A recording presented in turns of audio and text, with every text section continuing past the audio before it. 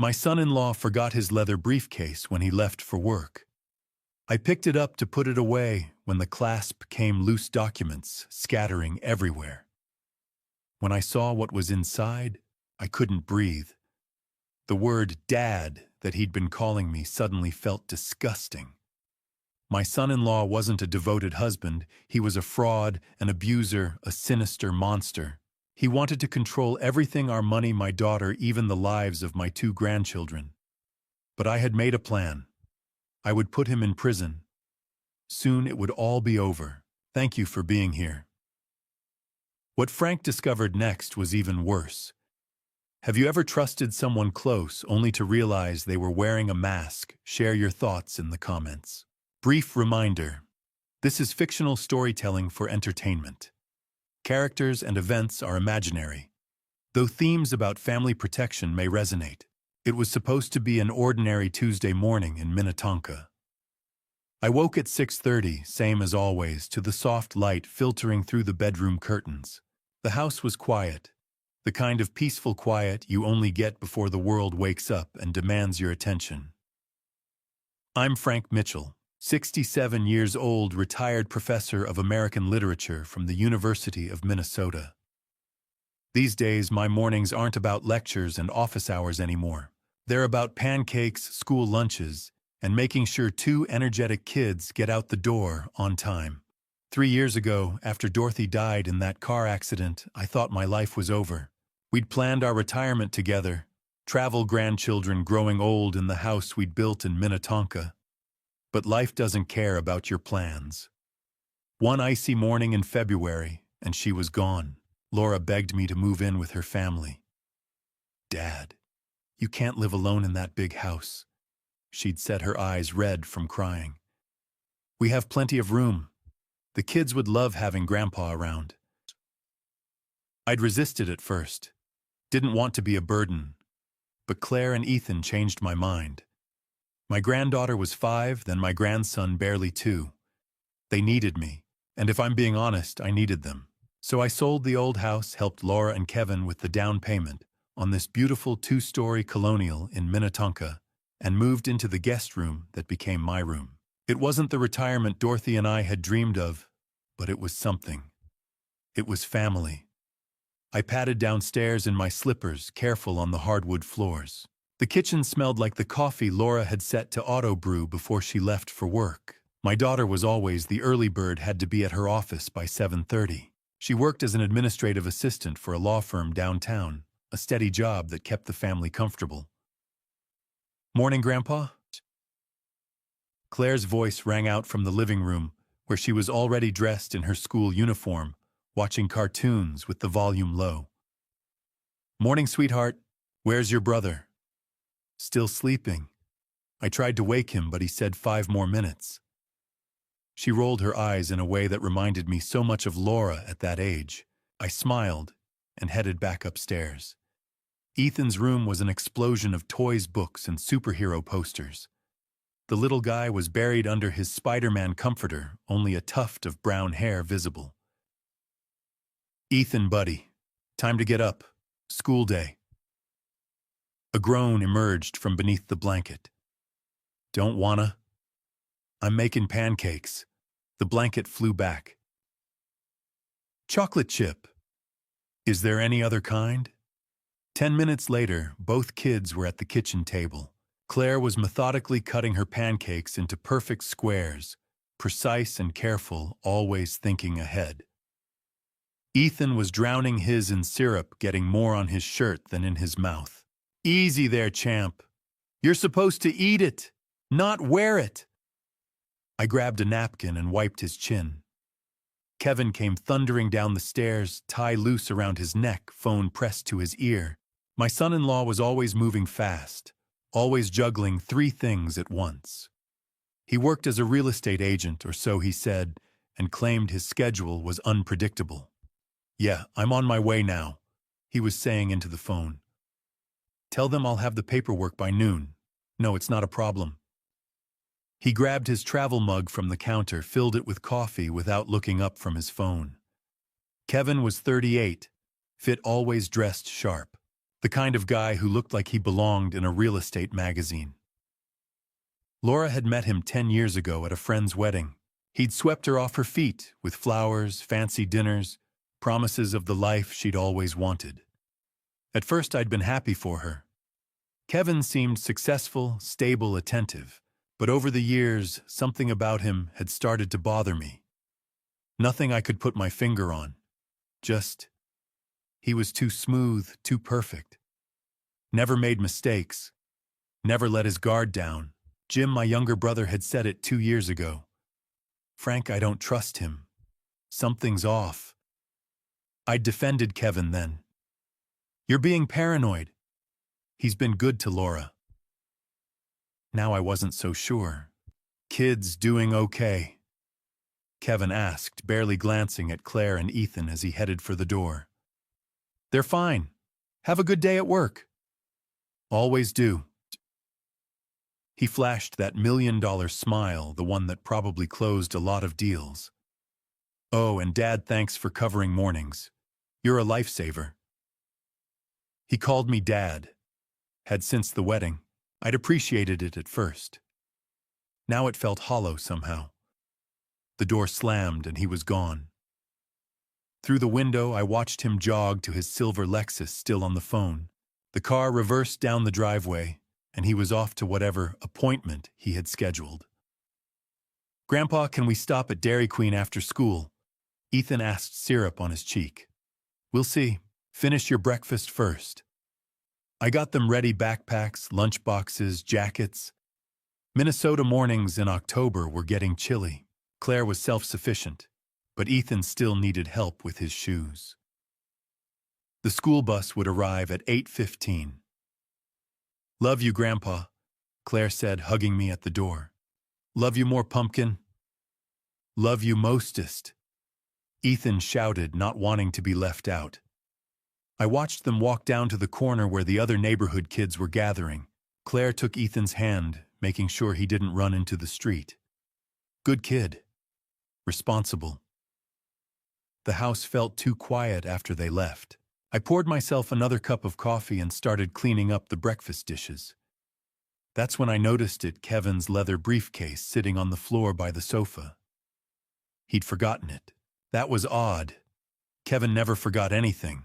His briefcase was like an extension of his arm, always with him, always locked. I walked over and picked it up. Heavy. Must be full of paperwork. I figured I'd catch him before he got too far. He couldn't have gotten more than a few blocks. I grabbed my keys and headed for the door, briefcase in hand. That's when it happened. The latch must have been loose, or maybe I didn't have a good grip. The briefcase slipped from my hands and hit the hardwood floor with a heavy thump that echoed through the empty house. The latch gave way on impact.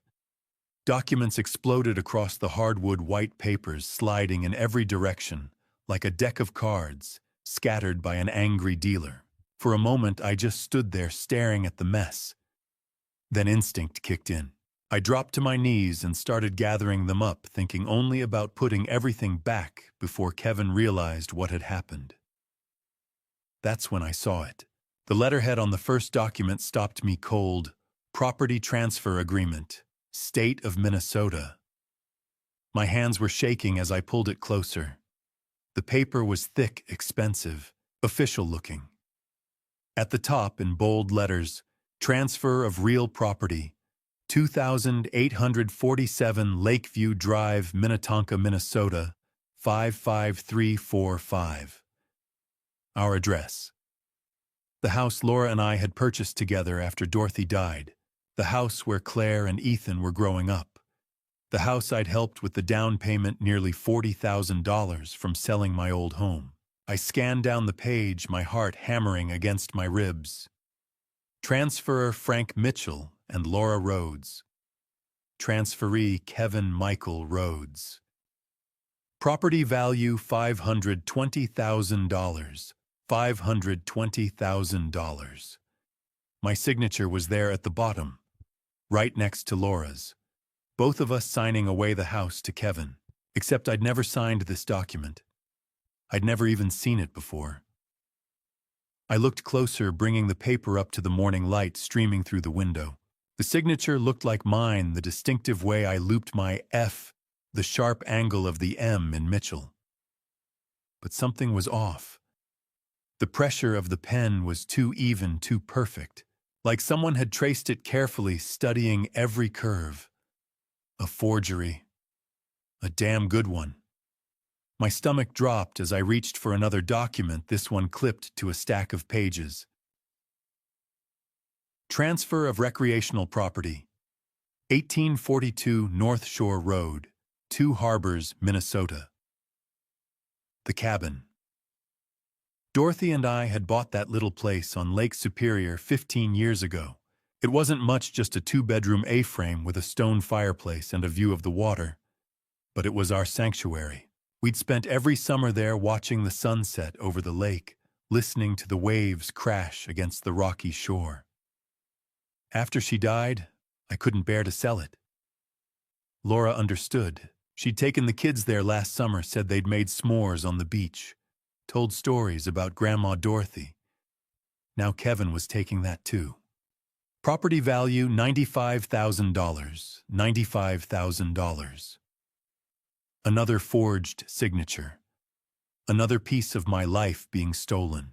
I grabbed the next document, my hands no longer shaking, but gripping the paper so hard it crumpled at the edges.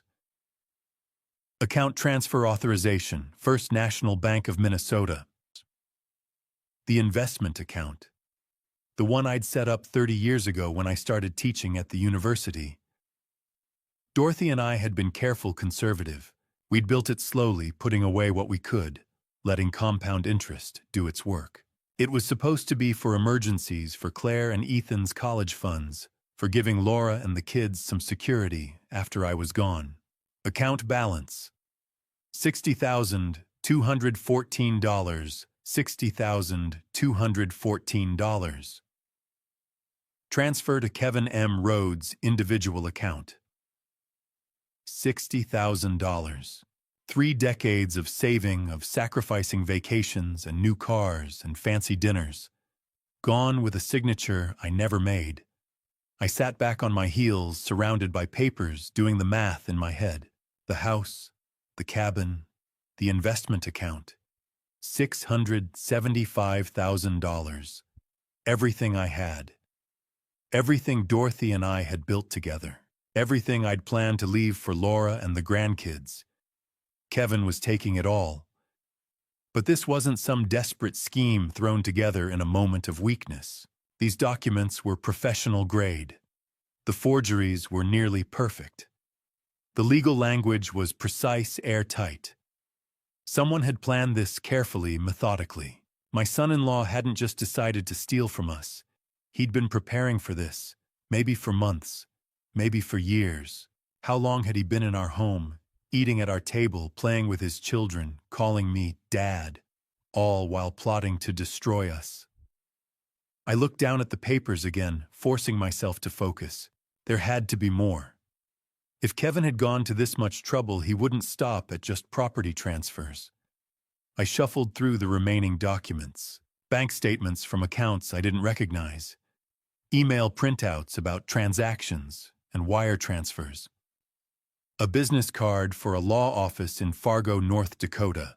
Why North Dakota?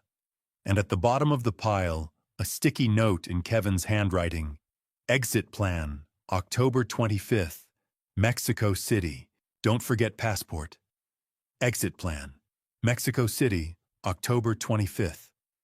That was less than 2 weeks away. He wasn't just stealing from us. He was planning to disappear. The realization hit me like a physical blow. Kevin was going to take everything we had and vanish. What about Laura? What about Claire and Ethan? Would he take them? Leave them? Did my daughter even know what her husband was planning? The sound of a car engine cut through my panic. I looked up, my heart stopping completely. Through the window, I could see Kevin's silver Lexus turning back into the driveway. He'd realized. He'd come back for the briefcase. I looked down at my hands. Papers everywhere. Evidence scattered across the floor. The briefcase lying open, its contents exposed. The engine cut off. A car door slammed. I had maybe 30 seconds. Maybe less. Footsteps on the front porch. Quick, purposeful. I heard the jingle of keys, the scrape of metal against metal as he found the right one. The deadbolt turned with a heavy click that seemed to echo through the entire house. The front door began to open. My body moved before my brain could catch up.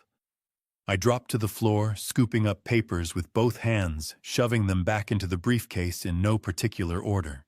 Property transfers mixed with bank statements. The sticky note about Mexico got crushed between pages. My fingers fumbled with the broken latch, trying to force it closed, even though I knew it wouldn't hold. The door swung open fully. "Dad," Kevin's voice. Casual, curious.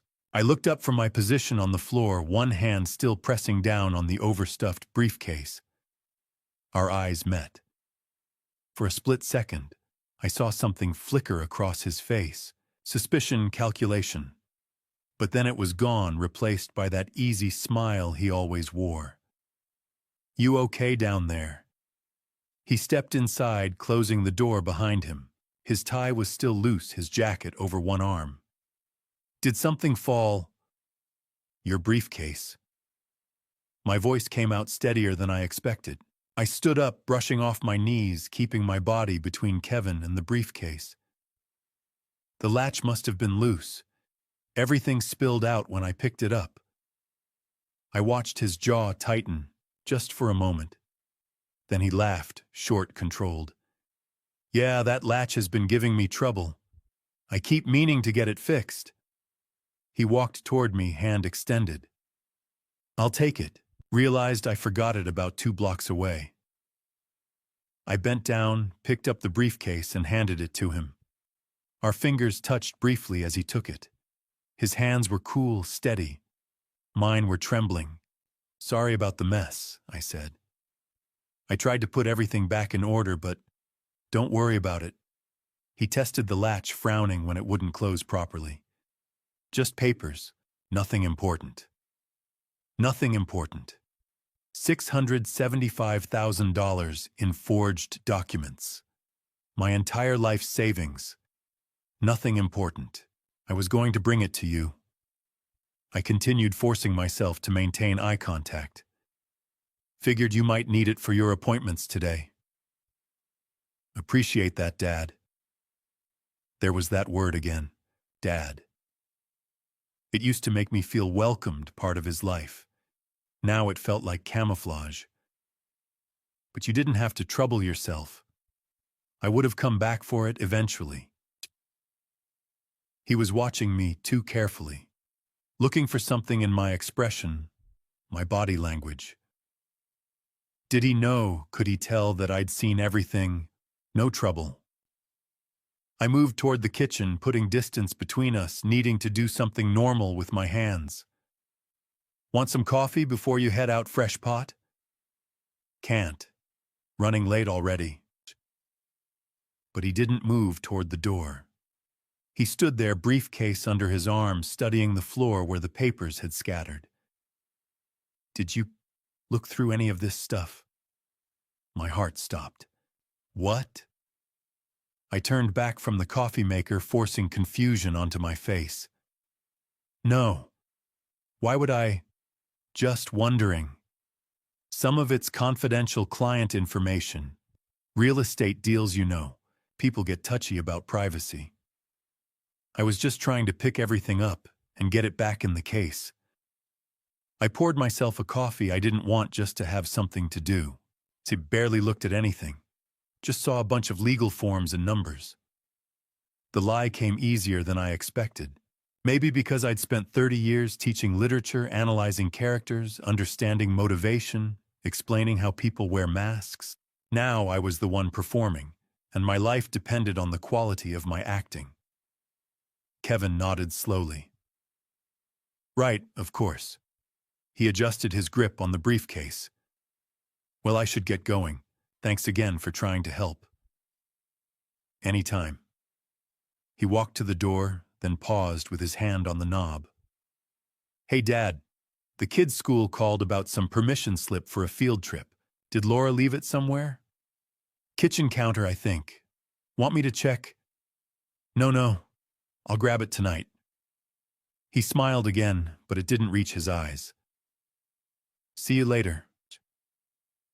The door closed behind him. I heard his footsteps on the porch, the car door slam, the engine start. Through the window, I watched the Lexus back down the driveway and disappear down the street. Only then did I allow myself to breathe. My legs gave out. I sank into the nearest chair, coffee cup shaking in my hands so badly that liquid sloshed over the rim onto the table. My entire body was trembling now, the adrenaline that had kept me steady during the confrontation flooding out all at once. He'd come back, stood right there, asked if I'd looked through his papers, and I'd lied to his face.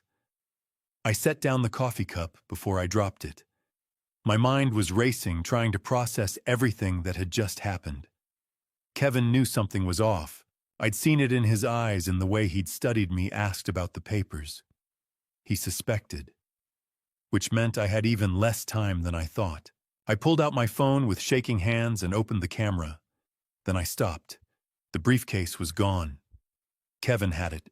All the evidence, the forged signatures, the property transfers, the note about Mexico, was driving away down Lakeview Drive in the back of a silver Lexus. I'd been so panicked, so focused on acting normal, that I'd handed everything back to him. Idiot, I muttered. Stupid old man. But wait. I'd seen the documents. I'd read them. I knew what he was planning. I knew about the house transfer, the cabin, the investment account, the exit plan on October 25th, just 10 days away. I knew about Mexico City and the passport. I just couldn't prove any of it anymore. Unless... I stood up, my legs still unsteady, and grabbed my phone again. I had seen those documents for maybe 5 minutes. Could I remember enough details to recreate them? Property values, account numbers, addresses? No. That wouldn't hold up. It would be my word against Kevin's, and he had the actual documents, forged or not, with signatures that would look legitimate to anyone who didn't know better. I needed help. Real help. From someone I could trust completely. I scrolled through my contacts and found the name I was looking for, Jim Mitchell. My younger brother, 63 years old, semi-retired doctor at Regions Hospital in St. Paul. The only person besides Dorothy who'd always had my back, no questions asked. The phone rang 3 times before he picked up. Frank, everything okay? Jim's voice was concerned immediately. We didn't usually talk during his work hours unless something was wrong. Jim, I need to see you. Today. As soon as possible. What's wrong? Are you sick? Are the kids? Everyone's fine. Physically. But I've discovered something about Kevin and I. My voice cracked. I don't know what to do. There was a pause. Then, I'm at the hospital until 3. Can you come to my office? We can talk privately there. Yes, thank you. Frank. Jim's voice was serious now. What did you find? I looked at the coffee cup, at my hands still trembling, at the empty spot where Kevin's briefcase had been sitting just minutes ago. Everything, I said quietly. I found everything. The drive to St. Paul felt like the longest 30 minutes of my life. I gripped the steering wheel too tight, rehearsing what I'd say to Jim. How do you tell your brother that your son-in-law is planning to steal everything you own? And how do you convince him when you don't have evidence? By the time I pulled into the parking garage at Regions Hospital, my hands were shaking. I found Jim's office on the 4th floor. His assistant waved me through immediately. Jim stood as I entered, concern etched into his face. Frank, you look terrible. Sit. I sank into the chair. Jim, I need your help. Tell me everything. So I did. The forgotten briefcase. The documents spilling when I dropped it. the forged signatures transferring our assets to Kevin's name. 3 documents. I said, my voice unsteady. The house, $520,000. Dorothy's cabin, $95,000. My investment account, $60,000. All with perfect forgeries of my signature and Laura's. Jim's jaw tightened. Do you have them? No. Kevin came back. I had to act normal, so I handed the briefcase back to him. I leaned forward. But Jim, these weren't amateur forgeries. They were professional grade. Someone spent serious money creating those documents. This is organized fraud. Jim stood pacing. Creating false property transfers, that's serious criminal activity. Kevin isn't some guy who got greedy. He's part of something bigger. There's more. I found a note, exit plan. October 25th, Mexico City. Don't forget passport. He's leaving the country in 10 days. With everything. Jim ran his hand through his hair. Frank, does Laura know? I don't think so. She's been quieter lately, but I think she's scared of him, not complicit. Jim returned to his desk and pulled out a notepad. 2 years ago, I told you something was off about Kevin. Remember? I closed my eyes. Of course I remembered. It had been Thanksgiving 2 years back. After dinner, Jim and I had stepped outside. I don't trust him, Jim had said, watching Kevin through the window. He's too smooth. Everything's too perfect. His stories don't add up. I'd laughed it off. You're being paranoid. I've seen a lot of people, Frank. You learn to read when something's not right. And with Kevin, something's not right. I'd defended him. Told Jim to give the guy a chance. Now I wanted to kick myself for being so blind.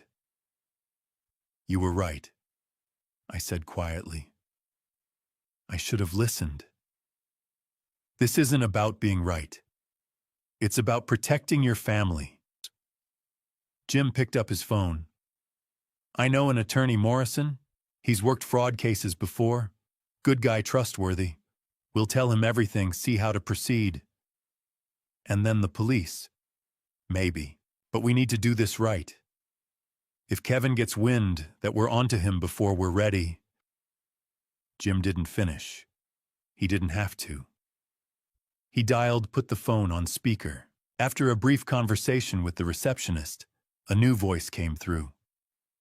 Morrison here. Jim, what's going on? David, I'm referring my brother Frank to you. He's discovered evidence his son-in-law has been forging documents to steal his assets.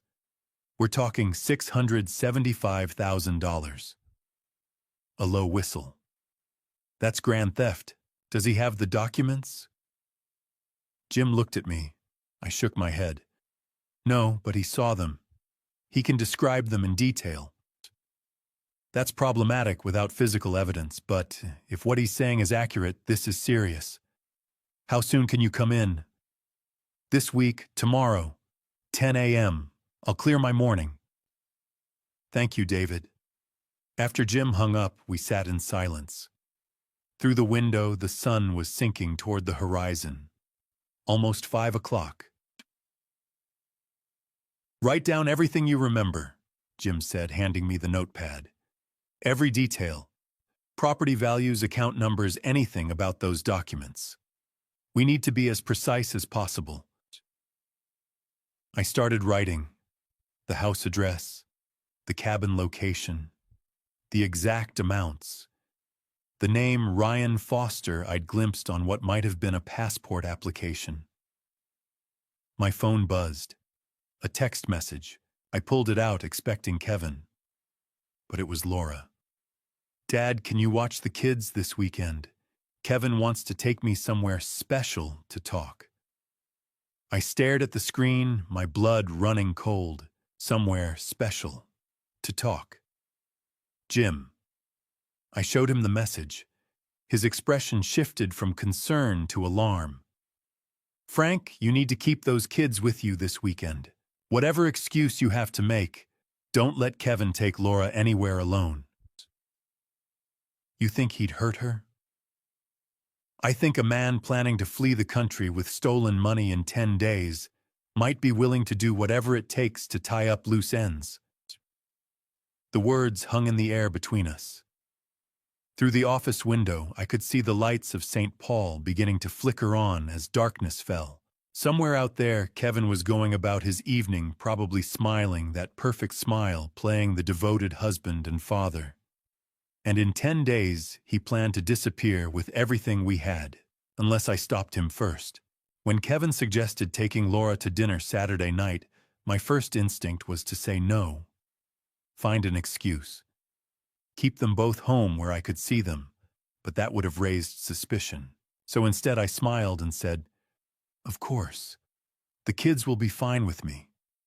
Kevin had nodded, but something in his expression bothered me. It wasn't the look of a man planning a romantic evening with his wife. It was the look of someone checking off items on a list. After they left, I stood at the window watching Kevin's Lexus disappear down Lakeview Drive. Laura had looked tired getting into the car, defeated almost. She'd barely said goodbye to the kids. I pulled out my phone and called Jim. "Frank, everything okay? I need a favor. Can you come watch Claire and Ethan for a few hours?" There was a pause. "You're going to follow them?" "Yes." "Frank, if Kevin catches you..." "He won't. But I need to know what he's doing, where he's taking her." "Jim, that text Laura sent somewhere special to talk. It's been eating at me all week." "Give me 20 minutes. Jim arrived in 15, letting himself in with the spare key I'd given him years ago. Claire and Ethan were playing video games in the den, completely absorbed. "You're sure about this?" Jim asked quietly. "No. But I'm doing it anyway." I took Jim's car, a dark blue Honda that Kevin wouldn't recognize, and headed toward downtown Minneapolis. I'd overheard Kevin on the phone that morning mentioning a reservation at Cosmos. Upscale restaurant. White tablecloths and overpriced wine. The kind of place you take someone when you want to impress them. Or manipulate them. Traffic was light for a Saturday evening. I found parking 2 blocks from the restaurant and walked the rest of the way, collar turned up against the October wind. Through the restaurant's large windows, I could see the warm glow of candlelight, well-dressed diners, waiters moving gracefully between tables. And there, near the back, I spotted them. Kevin and Laura sat at a table for 2. But something was wrong with the picture. This wasn't a couple enjoying an intimate dinner. Laura sat rigid, her hands folded in her lap, barely touching her wine glass. Kevin was leaning forward, talking intently, his expression serious. I couldn't go inside. Too risky. Instead, I walked past the entrance and found a coffee shop across the street with a clear view through Cosmos's windows. I ordered a black coffee I didn't want and took a seat by the window. For 20 minutes, I watched them not eat. Kevin talked. Laura listened, occasionally nodding. She looked like she wanted to disappear into her chair. Then Kevin's phone buzzed. He checked it, said something to Laura, and stood up. He walked toward the restaurant's entrance. I hunched lower in my seat, but Kevin wasn't looking my direction. He stepped outside and lit a cigarette, something I'd never seen him do before.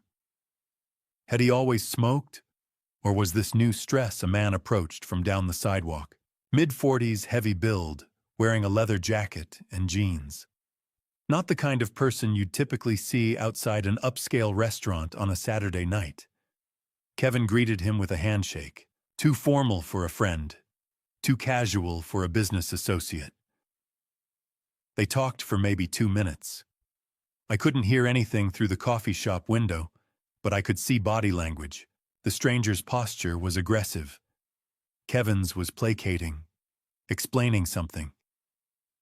Then Kevin reached into his jacket and pulled out a manila envelope. Thick, bulging. The exchange was quick. Kevin handed over the envelope. The stranger opened it briefly, checking contents, then nodded and walked away, disappearing into the shadows of a parking garage. I grabbed my phone and snapped photos through the window. The angle wasn't great, the lighting worse, but I got several shots of Kevin outside the restaurant, the stranger, the envelope exchange. Not perfect evidence, but better than nothing. Kevin finished his cigarette, crushed it under his shoe, and returned inside. I watched Laura's face as he sat back down. She asked him something. He waved it off with a smile, probably claiming it was a work call. She didn't look convinced. They stayed another 40 minutes. Entrees arrived, but barely got touched. When the check came, Kevin paid with cash, unusual for someone who always used credit cards, trying not to leave a paper trail. I left the coffee shop before they did, hurried back to Jim's Honda and drove home fast. I needed to be there before they returned. Needed to look like I'd never left. Jim was reading on the couch when I burst through the door. Claire and Ethan were upstairs already in their pajamas. "Well," Jim asked. "He met someone. Gave him an envelope full of something, cash probably, or documents." I showed him the photos on my phone. "This isn't just about stealing from us, Jim. Kevin's involved in something bigger." Jim studied the grainy images. "We need to show these to Morrison on Monday." "Agreed." "Frank, you should get the kids to bed before Kevin and Laura get home. Act normal." I nodded, went upstairs and found Claire and Ethan brushing their teeth. Normal. I needed to be normal. "Grandpa, can you read us a story?" Ethan asked. "Of course, buddy." I read them 2 chapters of a book about dragons and knights. Tucked them in. Kissed their foreheads. Told them I loved them, all while my mind raced with images of that envelope, that stranger Kevin's face, as he handed over whatever was inside. Downstairs, I heard the front door open. Kevin's voice, too loud, too cheerful. "We're home." I came down to find them in the entryway. Laura looked exhausted. Kevin was all smiles. "Kids asleep?" he asked. "Just tuck them in." "Perfect. Thanks again, Dad." That word, Dad, like sandpaper on my nerves now. "How was dinner?" "Great, really great. Laura and I had a lot to talk about." He put his arm around her shoulders. She flinched slightly. "Right, honey." Laura nodded but didn't speak. "Well, I should head to bed myself," I said. "Long day." I went upstairs to my room but didn't turn off the light. I sat on the edge of my bed, door cracked open, slightly listening. For a while there was nothing. Then I heard their bedroom door close. Muffled voices. The voices got louder. Kevin's tone sharp, angry. Laura's defensive, then pleading. "Why do you keep lying to me?" Laura's voice carried through the walls, breaking with emotion. Kevin's response was too low to make out, but the tone was threatening. Something shattered. Glass, maybe. Laura cried out. I stood my hand on the doorknob. Every instinct screamed to go down there to intervene. But Jim's words echoed in my head. "If Kevin knows you're onto him before we're ready." I forced myself to stay put, to listen, to gather evidence, and to promise myself that this would end soon, one way or another. Late that Saturday night, around 2 a.m, I stood outside Kevin and Laura's bedroom door. The house had finally gone quiet. The argument had ended an hour ago, and I could hear Kevin's heavy breathing through the door, exhausted sleep after all that rage. This was my chance. I moved carefully down the hallway, avoiding the spots where the floorboards creaked. Kevin's home office was at the end of the hall, a small room he'd claimed as his own workspace. He always kept it locked, but tonight, in his anger and exhaustion, he'd left it open. My hands shook as I pushed the door wider. The office was neat, too neat. Kevin's laptop sat closed on the desk, a slim silver device that probably held every answer I needed. I sat down in his chair and opened it slowly, wincing at the soft click of the screen. The login screen glowed in the darkness. I needed a password. I tried Laura's birthday first. Incorrect. Then Claire's. Incorrect. I felt sweat forming on my forehead. One more wrong attempt might lock the computer entirely, or worse, trigger some alert that Kevin would see in the morning. I closed my eyes and thought. Kevin was meticulous, careful. He wouldn't use something obvious, but he also wouldn't use something he couldn't remember easily. His own birthday. I typed the numbers carefully, 03151985. The screen unlocked. I exhaled slowly and stared at the desktop. Dozens of folders, all labeled with corporate-sounding names. Q4 reports, client files, property listings. Everything looked legitimate, exactly what you'd expect from a real estate broker's computer. But I knew better now. I opened his documents folder and began searching. Most of the files were ordinary spreadsheets, contracts, listing photos. Nothing suspicious. I checked his downloads folder next, then his email application. Nothing. Frustration built in my chest. The evidence had to be here. Kevin was too careful to leave everything on paper, especially with the kind of operation Jim suspected he was running. Then I noticed something strange. At the bottom of the documents folder, there was a subfolder dated 2024. Inside that, another folder labeled Q4. And inside that, a folder with no name at all, just 3 dots. I clicked it. The folder opened to reveal 4 files. The first was a PDF labeled rf_passport_scan.pdf. I double-clicked it, and my breath caught. It was a scanned image of a United States passport. The photo was Kevin, unmistakably Kevin, with his dark hair and sharp jawline. But the name beneath the photo read, Ryan Michael Foster. Date of birth, March 15, 1985. Issue date, February 2024. This wasn't a forgery he'd bought. This was a real passport issued by the U.S. government under a completely different identity. How long had Kevin been someone else? I forced myself to keep going, and opened the second file, Mexico_itinerary.pdf. It was a flight confirmation. Aeromexico flight, AM 665, departing Minneapolis-St. Paul International, at 6:45 a.m. on October 25th. Destination Mexico City, one-way ticket. Passenger name Ryan Foster. 10 days from now. The room felt colder suddenly. Kevin wasn't just planning to steal our assets and disappear. He had an escape route, a new identity, and a flight out of the country in less than 2 weeks. I opened the third file. Accounts_master.xlsx. The spreadsheet loaded, and my eyes widened. Row after row of account numbers, bank names, and balances. Cayman Islands National Bank. Banco Internacional de Panama. First Caribbean International. The amounts varied. Some accounts held $50,000, others held $200,000 or more. I scrolled down. 14 accounts total. Combined balance over $2 million. Kevin hadn't just stolen from us.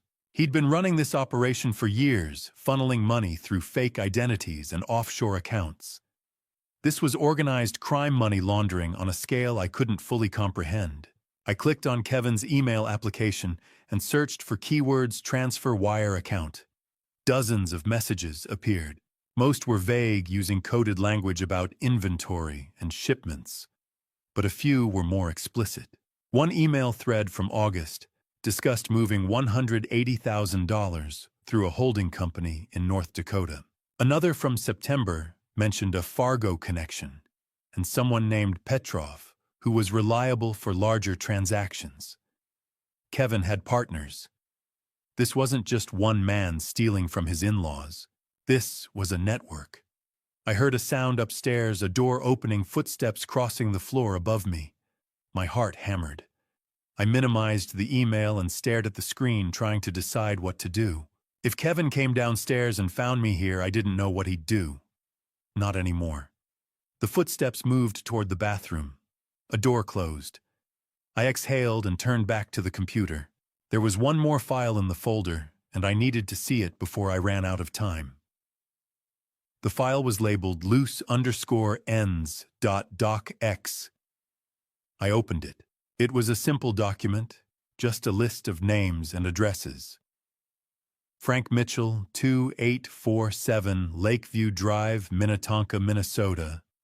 James Mitchell, 1243 Summit Avenue Street. Paul M.N. Beneath Jim's name. There was a photograph, a surveillance photo taken from across the street, showing Jim walking into Regions Hospital in his white coat. Someone had circled his face in red. Below the photo, a single line of text, knows too much. Handle after departure confirmed.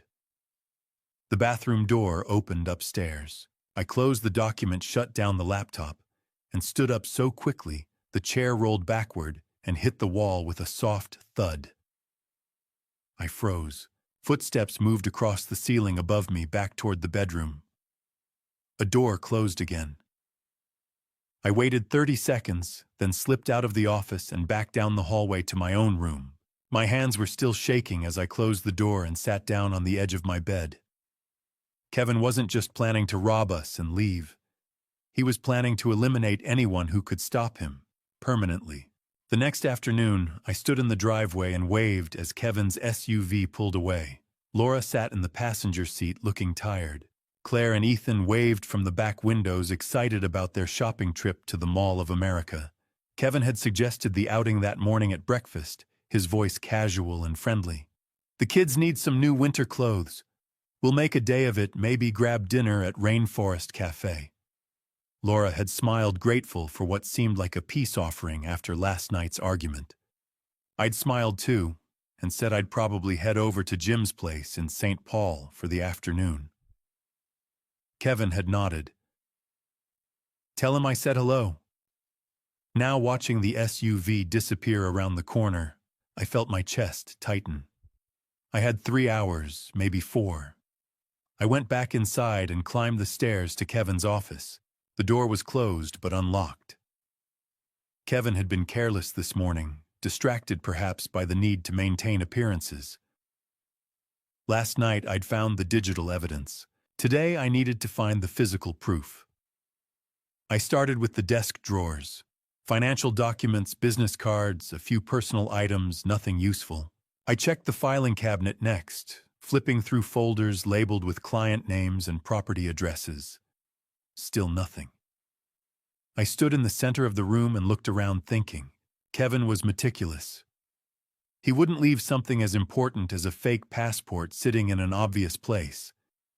But he also couldn't hide it too well. He needed quick access if he had to run. My eyes moved to the closet.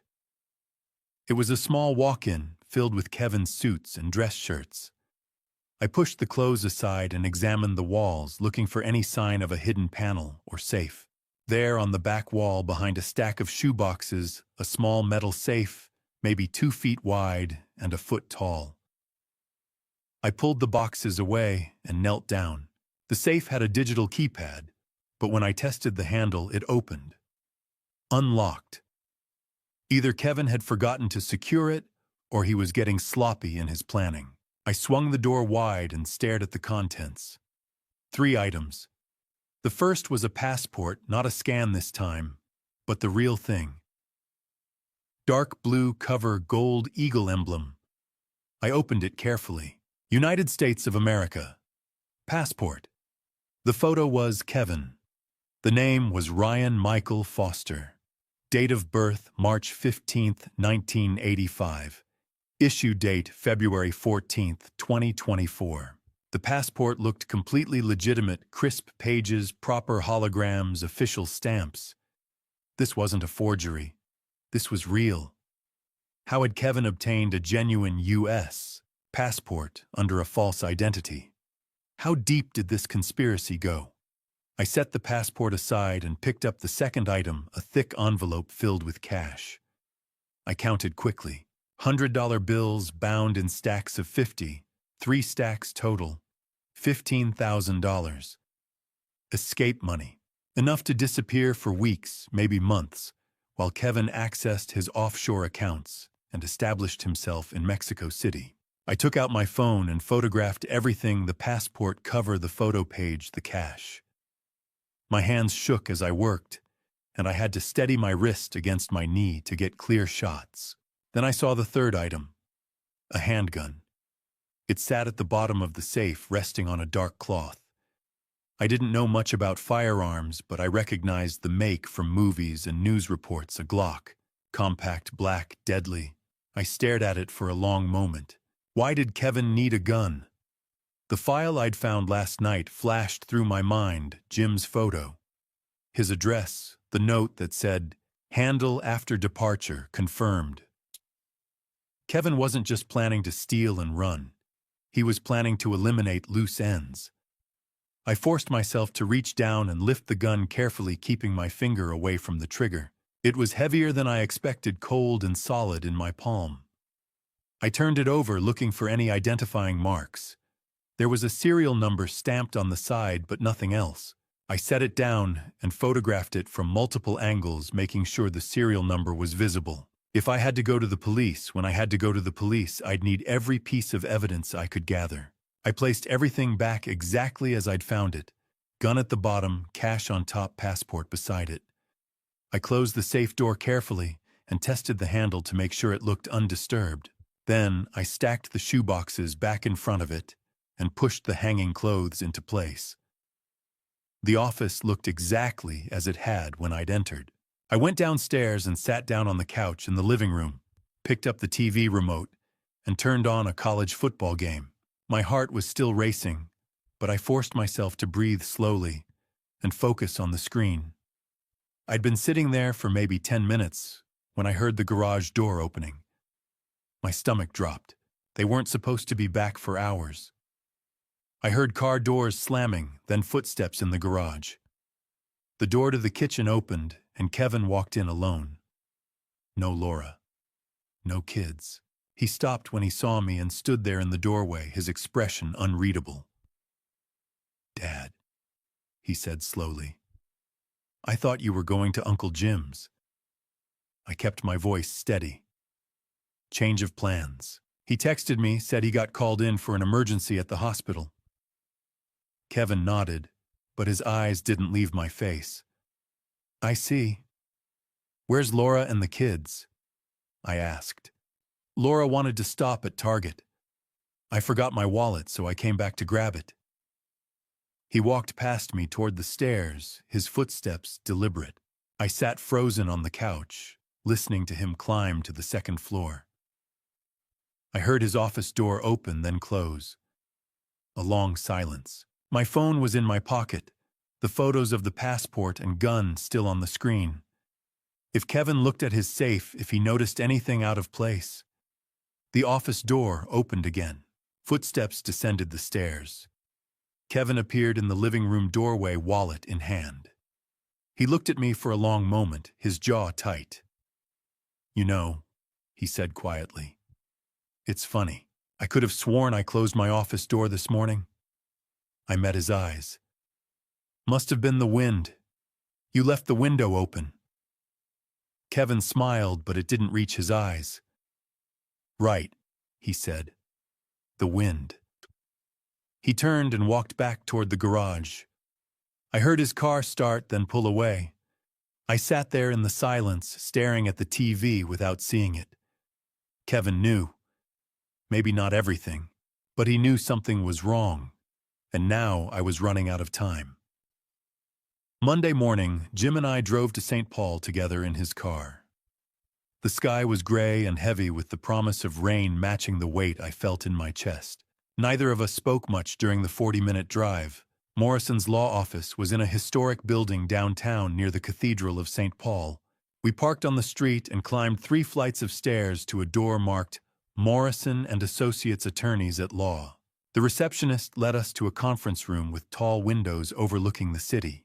Attorney Morrison was already there. A woman in her mid-50s with sharp eyes and graying hair pulled back in a neat bun. "Mr. Mitchell, Dr. Mitchell," she said, shaking our hands firmly. Jim filled me in on the basics over the phone. but I need to hear everything directly from you. I sat down and pulled out my phone, opening the photo gallery. Where do you want me to start? The beginning, Morrison said, sliding a yellow legal pad across the table. And don't leave anything out. I told her everything. I started with the briefcase falling on Tuesday morning, the forged documents transferring our house cabin and investment accounts into Kevin's name. I showed her the photos I'd taken in the panic before Kevin came home. I told her about following Kevin to the restaurant downtown, watching him meet with a stranger and exchange a thick envelope. I showed her those photos, too grainy but clear enough to see Kevin's face and the transaction. Then I described breaking into his laptop, the hidden folder, the scanned passport under the name Ryan Foster, the flight itinerary to Mexico City on October 25th, the spreadsheet showing 14 offshore accounts holding over $2 million. Morrison's expression grew darker with each detail. And there's more, I said quietly. I pulled up the photos from Sunday, the physical passport, the $15,000 in cash, and the Glock 19 sitting at the bottom of Kevin's safe. Morrison stared at the images for a long moment, then looked up at me. Mr. Mitchell, this isn't just fraud. This is organized money laundering, identity theft, and with that firearm, possibly conspiracy to commit harm. Jim leaned forward. What can we do? Frank's daughter and grandchildren are living in that house with this man. Morrison tapped her pen against the legal pad. We need law enforcement involved immediately. This is beyond civil litigation. This is criminal. And if Kevin suspects he's been discovered, he could accelerate his timeline. She picked up her phone and dialed a number from memory. Detective Turner. This is Sarah Morrison. I have a situation that requires your expertise. Yes, financial crimes. No, it's urgent. Can you come to my office now? She hung up and looked at us. Detective Turner handles white-collar crime for the St. Paul Police Department. He's also worked with federal agencies on money laundering cases. If anyone can help us, it's him. 20 minutes later, there was a knock on the conference room door. Detective Turner was in his early 40s, tall and lean with close-cropped dark hair, and the calm, assessing manner of someone who'd seen it all. He shook our hands and sat down across from Morrison. Show him everything, Morrison said to me. I went through it all again. The documents, the surveillance photos, the laptop, evidence, the passport, and gun. Turner listened without interrupting, occasionally making notes in a small leather notebook. When I finished, he sat back and exhaled slowly. Kevin Rhodes, he said, as if testing the name. Or should I say Ryan Michael Foster? I froze. You know him? Turner nodded. We've been looking for Ryan Foster for 8 months. He's wanted in Nebraska for running a real estate fraud scheme, convinced elderly investors to put money into non-existent properties, then disappeared with over $300,000. My stomach turned. Kevin had done this before, to other families, other victims. The Nebraska authorities lost his trail in North Dakota. Turner continued. Looks like he reinvented himself as Kevin Rhodes moved to Minnesota and started over. He looked at me. Until he married your daughter. What do we do? I asked. He's planning to leave on October 25th. That's only 10 days away. Turner leaned forward, his expression serious. First, we need to keep Laura and the children safe. If Foster suspects we're onto him, he could panic. Men like this, when they're cornered, they become unpredictable. What about arresting him? Jim asked. I need to coordinate with Nebraska, get the warrant transferred to Minnesota jurisdiction. That takes time, paperwork, judges, protocols. 48 hours minimum. Turner looked at me.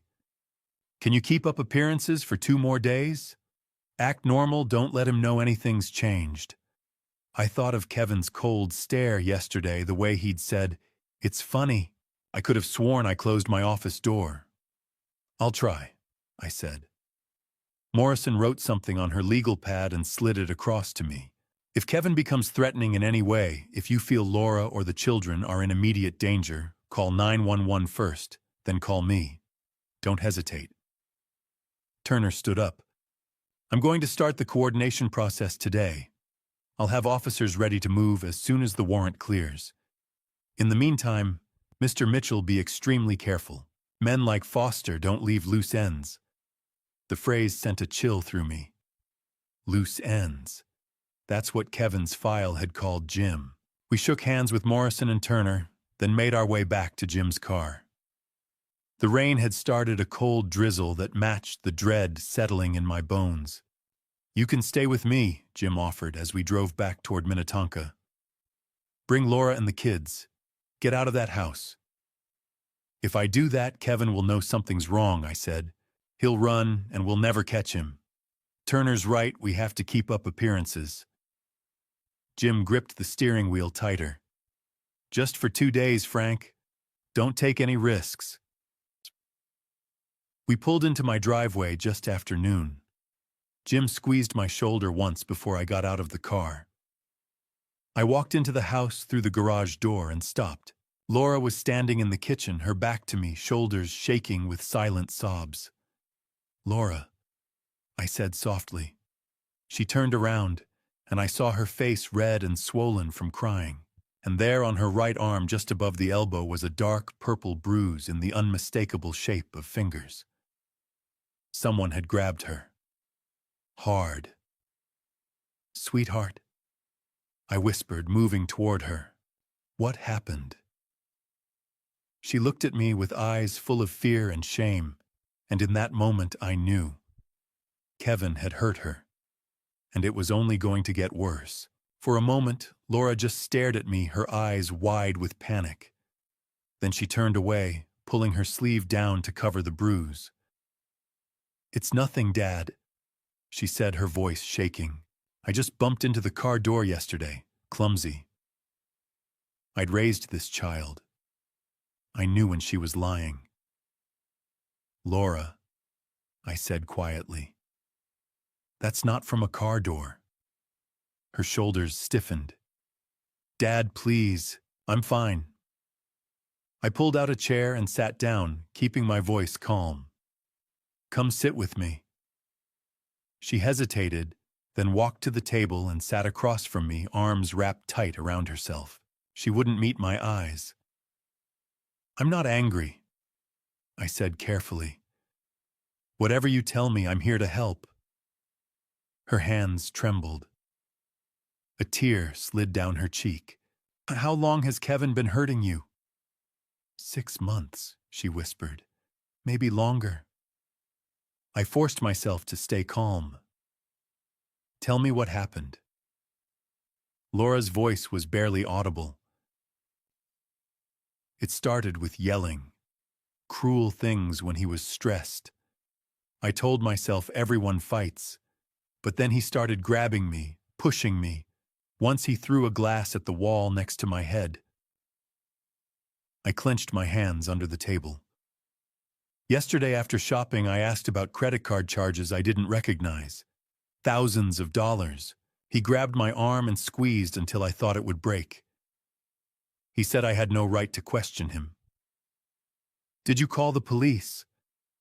She shook her head. I can't. Chica, why not? She looked up with raw fear in her eyes.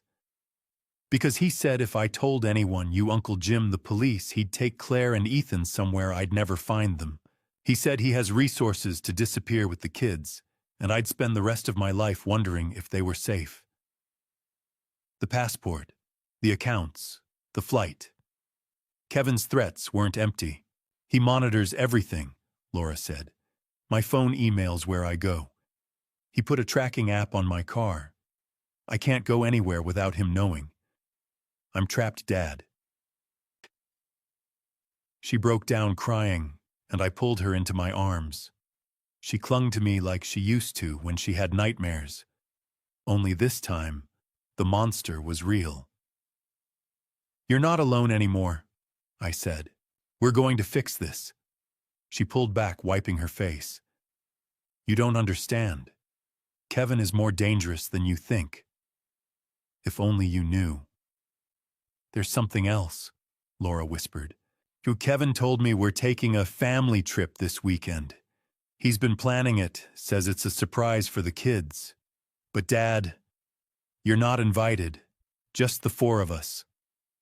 Ice flooded my veins. This weekend, not October 25th. Kevin was moving now. Where is he taking you? He won't say. Just keeps saying it's a surprise. Her hands shook. I'm scared to go, but if I refuse, I don't know what he'll do. I took her hands in mine. Laura listened carefully. I've been investigating Kevin for the past week. Her eyes went wide. What? I know about the forged documents, the stolen money, over $2 million in offshore accounts. I know he's planning to run, and I've contacted a lawyer and the police. The police? She looked terrified. Dad, if Kevin finds out, he won't. Detective Turner is working on an arrest warrant right now. Kevin will be in custody by Wednesday. But Kevin wants to leave this weekend. 5 days. I know. That's why you need to trust me. Pretend everything is normal. Don't let Kevin know anything has changed. I don't know if I can. Every time I look at him, I feel sick. You're not going on any trip, I said firmly. Before this weekend, Kevin will be arrested. You and the kids will be safe. Are you sure I wasn't? But she needed hope. I'm sure. And if Kevin threatens you again, call me immediately. Or 911. Promise me. She nodded. I promise. Where are Claire and Ethan? At school. Kevin dropped them off. Good. When they get home, act normal. Don't let them see you've been crying. She managed a weak smile. I know. I hugged her tight. I'm going to protect you and the kids. I swear it. As I held my daughter, I made a silent vow. Kevin Rhodes would never hurt my family again, even if I had to stop him myself. But then I heard it, the sound that made my blood run cold, the garage door opening. Kevin was home early. Laura's eyes went wide with terror. He wasn't supposed to be back until 5. I stood up quickly. Go upstairs, wash your face, I'll handle this. She hesitated. Go, I said firmly. She ran up the stairs just as I heard Kevin's footsteps in the garage. I moved to the sink and turned on the water, pretending to wash a coffee mug. The door opened. Kevin walked in, still wearing his suit from work. His eyes went immediately to the staircase, then to me. Frank, he said slowly. I didn't expect you home. Just having lunch, I said, keeping my voice casual. Laura made soup earlier. His jaw tightened. Where is she? Upstairs. Said she had a headache. Kevin stared at me for a long moment, his expression unreadable. Then he walked past me toward the stairs. Kevin, I said. He stopped, hand on the banister. Laura mentioned you're planning a family trip this weekend. He turned his eyes cold. That's right. Just the 4 of us? Some quality family time? Sounds nice, I said, meeting his gaze. Where are you going? It's a surprise. He smiled, but it didn't reach his eyes. You understand. I want it to be special for Laura and the kids. Of course. He climbed the stairs, and I heard him knock on the bedroom door. Laura's muffled voice answered. I stood there in the kitchen, hands gripping the edge of the sink. Wednesday. Turner said Wednesday for the warrant. But Kevin was planning to leave this weekend, which meant I had less than 5 days to stop a man who had nothing left to lose, and every hour that passed, my daughter and grandchildren were in more danger. Tuesday evening, I sat alone in the living room, pretending to read. The words blurred together. All I could think about was Laura upstairs with Kevin. Claire and Ethan had gone to bed an hour ago. I'd read them stories, The Hungry Caterpillar, for Ethan, Charlotte's Web for Claire. They'd fallen asleep, holding my hands, safe and unaware of the danger in their house. Around 9 o'clock, I heard raised voices from upstairs. Kevin's voice, sharp and angry. Laura's quieter, pleading. I set the book down and moved to the stairs. The voices grew louder. I climbed slowly, each step silent. The hallway was dark, except for a line of light under Kevin and Laura's bedroom door. It was open just a crack. I stood outside and listened. "Told you to be more careful with the credit cards," Kevin was saying, his voice tight with rage. "Do you have any idea how close you came to ruining everything?" "I'm sorry," Laura said, frightened. "I was just trying to understand." "You don't need to understand. You just need to do what I tell you." Pause. Then Laura. "Kevin, please. The kids can hear us." "The kids are asleep, and you better make damn sure your father stays out of my business too." My heart stopped. "Dad doesn't know anything," Laura said quickly. "I swear, Kevin, I haven't told him anything. He's been acting strange, asking questions, looking at me like he knows something. He doesn't, I promise. Please just leave him alone." Kevin laughed, cold and ugly. "If your father knows anything, Laura, I swear you will never see those kids again. You understand me, I've worked too hard for this. I'm not going to let some nosy old man ruin it." "He doesn't know," Laura repeated, her voice breaking. "Please, Kevin. For your sake, I hope that's true. Because I'm not going to prison. Not for you, not for those brats, and definitely not for some old man who can't mind his own business." Then I heard it, a sharp crack. Kevin had hit her. My body moved before my mind could catch up. I reached for the door handle. Stop. I froze, every muscle screaming at me to protect my daughter. But a rational voice held me back. "If you go in now, he'll know you heard everything. He'll run tonight, takes Laura and the kids. Or worse, he has that gun. Desperate men do desperate things." I forced myself to let go of the handle. Inside, Laura was crying softly. Kevin's footsteps moved across the floor. "Clean yourself up," he said coldly. "And remember one word to anyone and you lose them. Permanently." I heard him walking toward the door. 3 seconds to move. I stepped back and turned toward the hall closet, pulling it open and pretending to search inside. My heart hammered. The bedroom door swung open. Kevin stopped when he saw me. "Frank," he said slowly. "I didn't hear you come upstairs." I turned, forcing my expression neutral. "Just now. Couldn't sleep. Thought I'd grab a book." His eyes narrowed. "Really? At 9:30? Old man habits." I pulled a random book from the shelf. "This'll do." Kevin blocked the hallway, studying my face, trying to figure out how much I'd heard. "You know," he said casually, "these old houses, walls are thin, sound carries." "That right." I met his gaze. "Haven't noticed." "Strange, because I could have sworn I heard creaking out here. Right outside our door." "Wasn't me. Just got up here." We stared at each other. The air felt charged, dangerous. Then Kevin smiled, cold and predatory. "Well, good night, Frank. Sleep well." He walked past me, shoulder deliberately brushing mine. I heard him go down to his office and close the door. The lock clicked.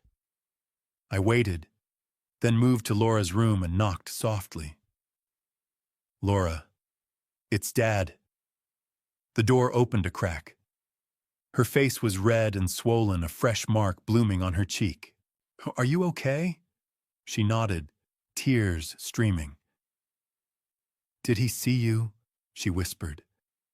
"He knows I was in the hallway, doesn't know how much I heard." Laura grabbed my arm. "Dad, you have to be careful. He's getting paranoid. He thinks someone's onto him." "I know. That's why we need to move fast." I glanced toward the stairs. "Lock your door tonight. If he tries to come in, call 911. Don't hesitate." "What are you going to do?" What I should have done days ago. I kissed her forehead and went back to my room. I waited 2 hours. Finally, around midnight, I heard Kevin's office door open, his footsteps climbing stairs. He tried Laura's door locked, then cursed and went to the guest room. I waited another 30 minutes until his breathing settled into deep sleep. Then I pulled out my phone and called Detective Turner. He answered on the second ring. "Mitchell." "What's wrong?" "We need to meet first thing tomorrow morning," I said quietly. "He's threatening my family. He knows someone's investigating, and he's planning to leave this weekend with my daughter and grandchildren." Pause. "How urgent?" Turner asked. "He hit my daughter tonight. He's getting desperate." "Where are you now?" "In my room. He's asleep down the hall." "Do you feel safe tonight?" I looked at the chair wedged under my door handle. "For tonight, yes. But Detective, we're running out of time. If you don't move by tomorrow, he's going to disappear with them." Turner was quiet. "I'll make calls tonight. Meet me at the station at 6 a.m. We're going to end this, Frank." 6 a.m. I'll be there." I hung up and sat in the darkness. Somewhere down the hall, Kevin was sleeping, probably dreaming about Mexico, about freedom, about a new life built on stolen money and broken families. But tomorrow that dream was going to end, because I was done waiting. And I was done being afraid. I arrived at the St. Paul Police Department at 5:50 a.m., 10 minutes early. The building was quiet except for the night shift officers finishing their reports. A receptionist led me to a conference room on the second floor. Detective Turner was already there, along with a woman I recognized from our previous meeting, Officer Wilson. She was in her late 30s with dark hair pulled back in a tight bun, and the focused expression of someone who'd seen too many domestic violence cases end badly. "Why, Frank," Turner said, gesturing to a chair. "Sit down. We don't have much time." I sat. "What's the situation?" Turner slid a file folder across the table. "Kevin Rhodes, or Ryan Michael Foster, his real name, has an active warrant out of Nebraska. He's wanted for conspiracy to commit wire fraud and money laundering totaling $2.3 million. The warrant was issued 8 months ago." $2.3 million, I repeated. "That's just what they could trace," Wilson said. "The actual amount is probably higher. Foster operated a real estate investment scam targeting elderly victims in Nebraska and North Dakota, convinced them to invest their retirement savings in properties that didn't exist." My stomach turned. Kevin had done this before. Multiple times. To people like me. Nebraska authorities lost his trail in Fargo, Turner continued. He went underground, created the Kevin Rhodes identity, and moved to Minnesota. That's where he met your daughter. And married her to access our assets, I said bitterly. Exactly. Your family was his next target. Turner opened another folder. Based on the evidence you've provided, the forged documents, the offshore accounts, the fake passport, we have enough to arrest him for identity theft fraud, an attempted grand larceny here in Minnesota. Combined with the Nebraska warrant, he's looking at 25 to 30 years. When can you arrest him? I asked. Wilson leaned forward. That's why we called this meeting. Frank, based on what you told Detective Turner last night, the threats, the physical violence against Laura, We need to get your daughter and grandchildren out of that house today. Not tomorrow. Today. Kevin told Laura they're leaving at 6 p.m. tonight, I said. He's calling it a family trip, but I know what it really is. A kidnapping, Wilson said flatly. Once he gets them across state lines, it becomes exponentially harder to track them. And with his resources, the money, the fake passport, he could disappear completely. Turner pulled out a map of Minneapolis and spread it on the table. Here's what we're going to do. You're going to go home this morning and tell Kevin that you're taking Claire and Ethan to your brother's place. Jim's place in St. Paul, I said. Right. Tell Kevin that Jim called. There's a measles outbreak at the hospital where he works, and he wants to make sure the kids are up to date on their vaccinations. It's urgent, so you need to take them this morning. What about Laura? Wilson spoke up. This is critical, Frank. Laura needs to go with you. If you take the kids and leave her behind, Kevin will immediately suspect something's wrong. He might panic and hurt her. So how do we get her out without making Kevin suspicious? Tell him Laura's coming along because the kids are nervous about shots, Wilson said. She'll keep them calm. Kevin won't question that it's a completely normal parental thing. I nodded slowly, thinking it through. And once we're at Jim's, you stay there, Turner said. All of you. We'll have officers watching Kevin. The moment he tries to leave Minnesota, and we believe he will, once he realizes his family isn't coming back, we'll arrest him. We'll coordinate with Highway Patrol, airport security, and border checkpoints. What if he goes to the house looking for them? I asked. We'll have units nearby, Wilson said. If he attempts to force entry, we'll move in immediately. But Frank, she looked at me seriously. You need to understand something. Kevin has a Glock 19 in his safe. You confirmed that, which means we're treating him as armed and dangerous. When we make the arrest, there's a risk of violence. My hands clenched on the table. I understand. Turner checked his watch. It's 6:15 now. What time does Kevin usually leave for work? Around 8:30. He drops the kids at school first. Perfect. Go home now. Act completely normal. Make breakfast, read the paper, whatever your routine is. At 7:30, Jim will call your cell phone. Make sure Kevin can hear the conversation. Jim will tell you about the measles outbreak and ask you to bring the kids over right away. You'll agree, get Laura and the kids in the car, and drive to Jim's house. And then you stay put, Wilson said. Don't leave Jim's house. Don't answer calls from Kevin unless we tell you to. We'll handle everything from there. Turner stood up. Frank, I need you to be absolutely clear on this. Once you take Laura and the kids out of that house, there's no going back. Kevin will know something's wrong. He'll be desperate. That's when people are most dangerous. I understand, I said, but we're out of time. If I don't act today, he takes them tonight, and I might never see them again. Wilson put a hand on my shoulder. You're doing the right thing. We're going to keep your family safe.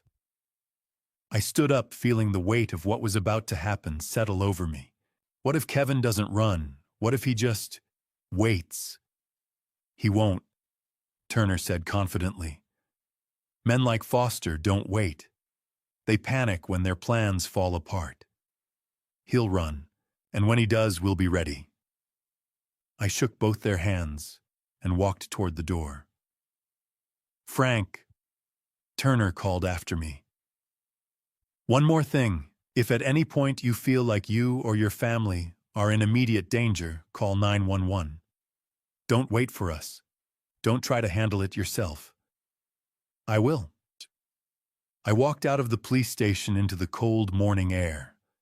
The sun was just starting to rise over St. Paul, painting the sky orange and pink. I got in my car and checked my phone. One new text message from Laura sent 3 minutes ago. Kevin just came home. He's packing suitcases. He says we're leaving at 6 p.m. tonight. Dad, please hurry. I stared at the message, my heart pounding. 6 p.m. That gave me less than 12 hours. I started the car and headed back to Minnetonka. It was time to bring my family home. I pulled into the driveway at 7 o'clock sharp. The sun was climbing over Minnetonka's rooftops. Everything looked peaceful, normal. But today, everything changed. I walked into the house. The kitchen light was on. Movement upstairs, Kevin getting ready. I made coffee, started breakfast. Eggs, bread, butter. My hands were steady. Claire came down first. Morning, Grandpa. Morning, sweetheart.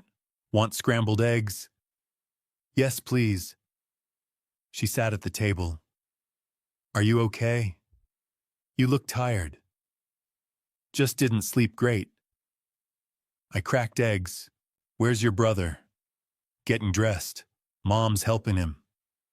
Ethan thundered downstairs, shirt backward, hair wild. Grandpa, chocolate milk. Sure, buddy. Come here, your shirt's backward. Laura came down exhausted. Her eyes met mine as today, the day I nodded. Her shoulders relaxed. Kevin appeared dressed in a suit, phone in hand. Morning. Too cheerful. Forced. He filled his coffee mug, checked his watch. Big day. Lots to prepare for our trip tonight. Laura stiffened. I served breakfast. Kevin barely ate, typing constantly. The kids ate, normally oblivious. At 7:29, my phone rang. Jim's name. Sorry, need to take this. I put it on speaker. Jim, everything okay? Frank, thank God. I'm at the hospital. Measles outbreak, 3 confirmed cases. Health department requires immediate vaccination verification for all children under 10 who've had contact with the facility. I frowned, but the kids haven't been there recently. Laura and the kids were here last month. Ethan's ear infection, remember, we need to check their vaccination records today. Legal requirement, if you don't bring them in, the school district will be notified. Kevin looked up, listening. Can't it wait? I asked. We have plans. No. End of business today. Legal complications otherwise. Kevin's jaw tightened. All right. What time?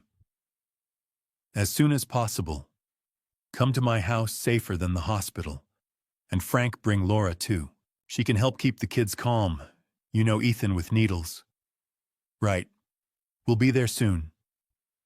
I hung up and looked at Kevin. You heard that? Measles outbreak. Convenient timing. It's not convenient, it's legal requirement. Jim said if we don't get them checked, they'll report to the school district. You don't want that attention, do you? His eyes narrowed. Can't you go later? Jim said as soon as possible. I cleared plates. Laura, get the kids ready. 15 minutes. Laura stood. Come on, Claire, Ethan, jackets. But I don't want shots. Ethan whined. It might not be shots, Laura said gently. Uncle Jim just needs to check paperwork. And if you're brave, maybe ice cream after. Before noon. Ethan's eyes widened. Special circumstances. Kevin watched us calculating, deciding if this was legitimate. How long will this take? An hour, maybe 2. I kept my back to him. We'll be back before lunch. Now we leave at 6 p.m., Frank. Everyone needs to be here packed and ready. We'll be back in time. I met his gaze. Quick trip to Jim's and back. Nothing to worry about. Kevin stared, then nodded slowly. Fine, but don't take too long. I understand. Laura came back with Claire and Ethan, both in jackets. Claire had her backpack. Ready?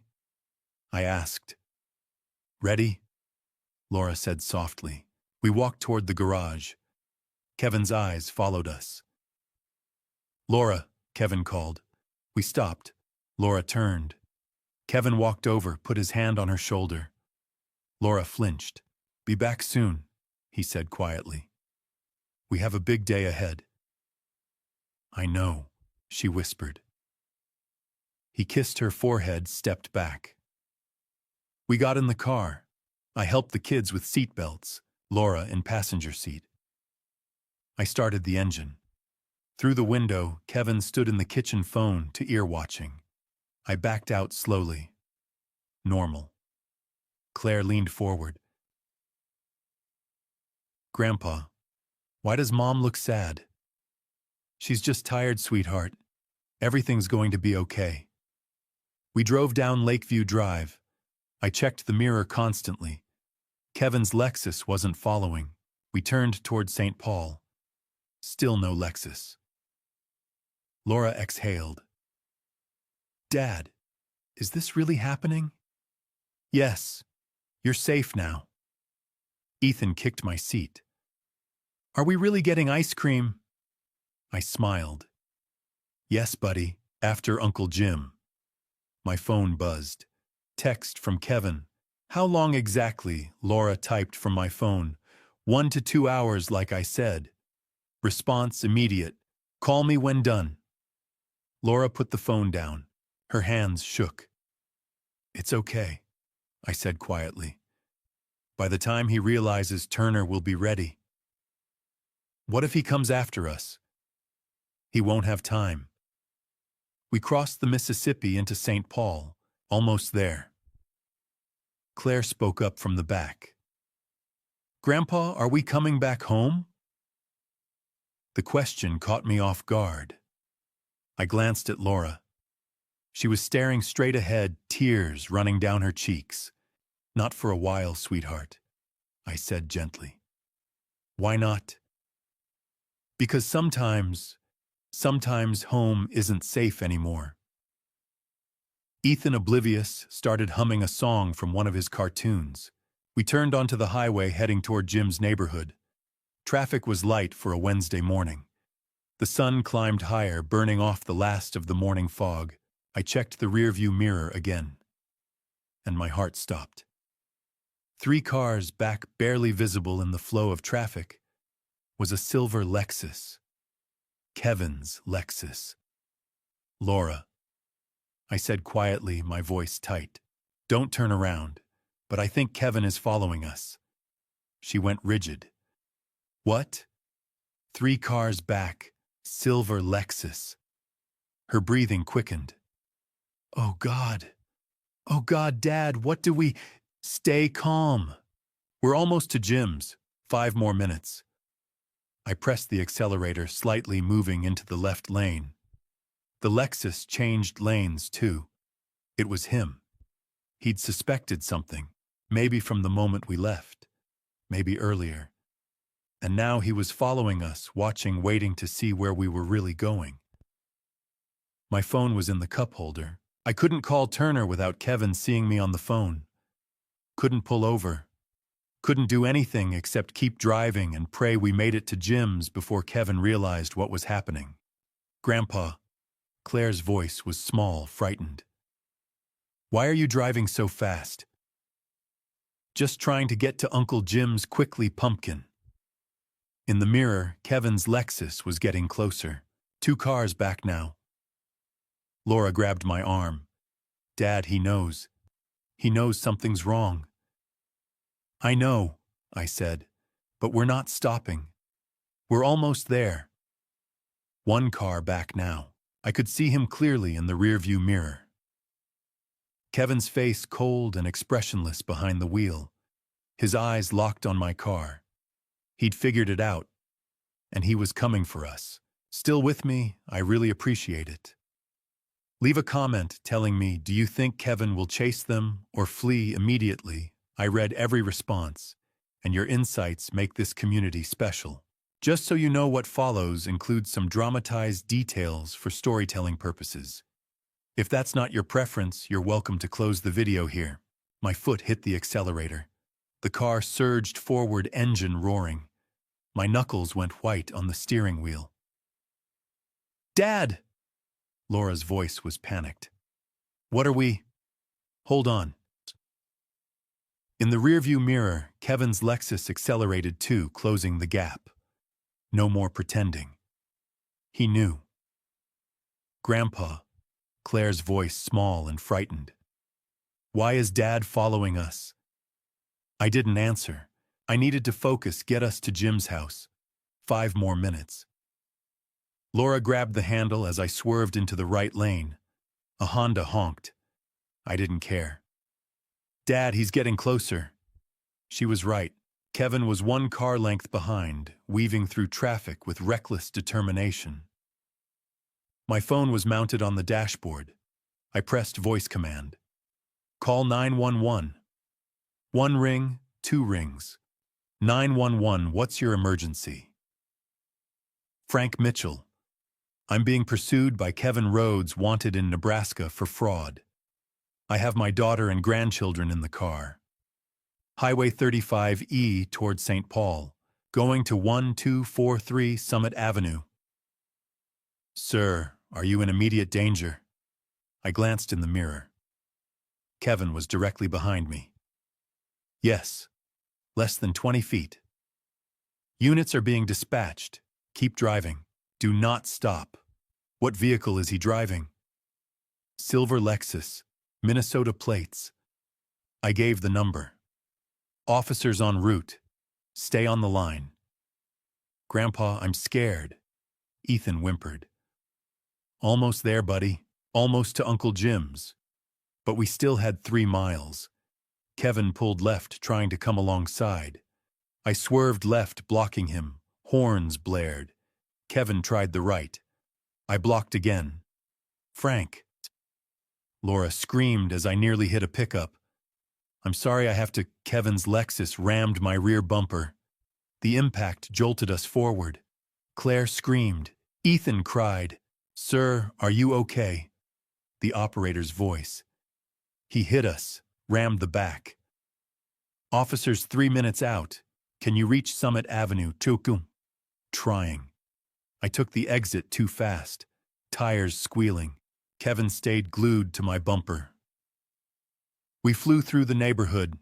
60 miles an hour past morning, newspapers, dog walkers, kids waiting for buses. An old woman on her porch grabbed her phone, staring as we roared by. "There," Laura pointed. "I see it. 1243 Summit Avenue. A 2-story colonial with white pillars. Jim and Officer Wilson stood on the porch, waiting. I yanked the wheel, right tires screaming, as I turned into Jim's driveway.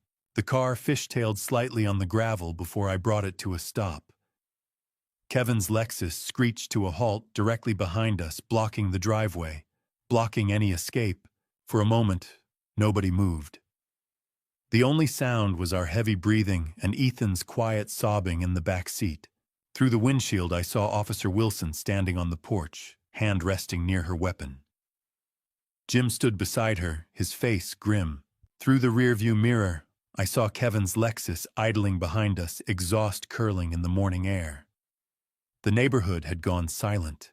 Neighbors emerged from their houses, drawn by the screeching tires and the obvious confrontation unfolding on their quiet street. Kevin's door opened. He stepped out slowly, deliberately, and I barely recognized him. His face was red, not just flushed from exertion, but burning crimson with rage. Veins bulged in his neck and forehead. His hair, usually so perfectly styled, stuck up at odd angles. His expensive suit was wrinkled, his tie pulled loose. His hands trembled at his sides. This wasn't the smooth, charming man who'd married my daughter. This was someone else entirely. Something else. His eyes locked on our car, on Laura in the passenger seat, her hand pressed against the window. His chest heaved. His jaw worked. Then he exploded. Laura. The word came out as a roar that echoed down the quiet residential street. Dogs started barking in nearby yards. More neighbors appeared on porches and lawns.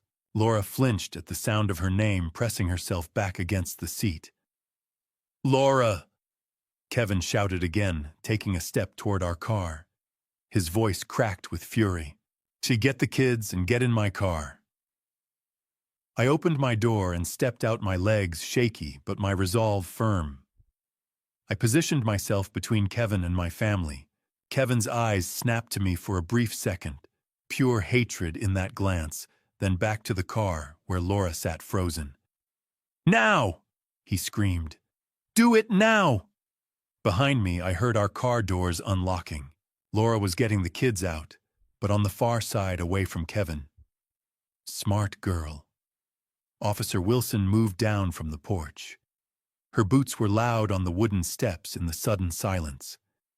1 step, 2 steps, 3. She stopped at the bottom of the porch stairs, maybe 20 feet from Kevin.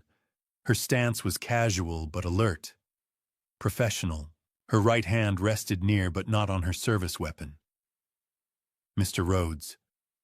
Her voice cut through the tension like a knife. Calm, steady, authoritative. Kevin's head whipped toward her. His face somehow got even redder. "Stay out of this." He jabbed a finger in her direction. "This is a family matter. You have no right." "Mr. Rhodes." Wilson interrupted him, taking one more measured step forward. "I'm Officer Wilson, St. Paul Police Department." Kevin's hands clenched into fists. His whole body was rigid with barely controlled rage. "I don't care who you are," he spit out. "Those are my children in that car. My wife." Behind me, I heard Jim helping Laura and the kids toward the house. Quick footsteps on gravel. Claire was crying. Ethan was asking questions I couldn't make out. Kevin heard them too. He started to move forward. Wilson shifted her weight, ready to intercept. "Sir," she said, her voice still calm, but with steel underneath. "I'm going to need you to stay where you are. Laura, Claire, Ethan inside. Now." My voice was sharp, commanding. Laura didn't hesitate. She grabbed both kids by the hands and ran toward the porch where Jim stood, waiting, arms outstretched. Kevin took a step forward. Officer Wilson moved to intercept him. "Those are my children." Kevin's voice cracked with rage. "You have no right to keep them from me." "Sir, step back." Wilson's hand moved closer to her weapon. "We've received reports of domestic violence and this is kidnapping." Kevin's face went even redder. He jabbed a finger at me. "Frank kidnapped my family. This is illegal. I'm calling my lawyer." I turned to face him fully. My heart was pounding, but my voice came out steady, cold. "Kevin, stop. It's over. I know who you are." His eyes locked on mine. "Ryan Foster." The color drained from his face. Just for a second, barely a heartbeat, but I saw it. Recognition. Fear. Then he forced a laugh. Hollow, desperate. "You're a confused old man losing his mind. You don't know what you're talking about." Behind me, I heard Jim ushering Laura and the kids through the door. The sound of it closing, locking. Good. They were safe. I took a step toward Kevin. "Nebraska," I said. $2.3 million. Wire fraud, money laundering, the forged documents transferring our property into your name, the offshore accounts in the Cayman Islands, 14 of them, last time I counted. Kevin's jaw worked, but no sound came out. "Should I continue?" I asked. "Or do you want to keep pretending?" "You don't have proof of anything," Kevin said, but his voice had lost its power. "The passport in your safe," I continued. "United States passport issued February 2024 under the name Ryan Michael Foster. Date of birth, March 15, 1985. One-way ticket to Mexico City, October 25th. The Glock 19 sitting at the bottom of that same safe next to $15,000 in cash. Kevin's fists clenched at his sides.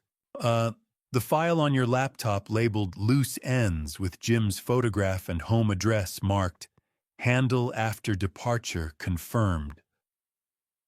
I let that sink in. Do I need to continue? Kevin stood frozen. His face had gone from red to white. His hands trembled. You went through my things, he said quietly. You broke into my office, into my safe. That's illegal. So is fraud. So is identity theft. So is threatening to murder my brother. Kevin's eyes darted to Officer Wilson, to the neighbors watching from their lawns, to Jim's house, where Laura and the kids were locked safely inside. Then back to me. And something snapped. He lunged past Wilson, not at her, but around her toward the house. Laura. His voice was raw, desperate. If you don't come out here right now, I swear. Wilson grabbed his arm. Sir, that's enough. Kevin yanked free and kept moving toward the door. Laura, listen to me. Your father is lying. He's trying to destroy our family. Jim appeared at the window phone pressed to his ear, probably calling for more backup. Kevin reached the door and pounded on it with both fists. Open this door. Wilson was right behind him now, one hand on his shoulder. Mr. Rhodes, I'm ordering you to... Kevin spun around, shoving her back. Not hard, but enough to create space.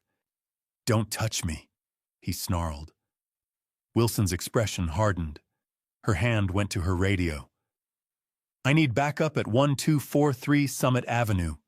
Suspect is becoming aggressive and... Kevin ignored her. He turned back to the door, pounding again. Laura, please. You have to believe me. I love you. I love our kids. This is all a misunderstanding. Inside, I could hear crying, Claire's voice muffled but audible. Mommy, what's happening? Kevin heard it too. His pounding intensified. Claire, sweetheart. Daddy's right here. It's okay. I moved closer to the house, pulling out my phone. I unlocked it and opened my photo gallery, the evidence I'd been collecting for the past week. Kevin, I said. He turned wild-eyed. I held up the phone. You want to know what I have? Look. I scrolled through the photos. Your safe. Your passport. Swipe. The forged property transfer documents. Swipe. The offshore account spreadsheet showing over $2 million. Swipe. The loose ends file with Jim's photo. Kevin stared at the screen, his breathing ragged. Where did you? His voice cracked. How did you? Does it matter? I looked at Officer Wilson. I have copies of everything.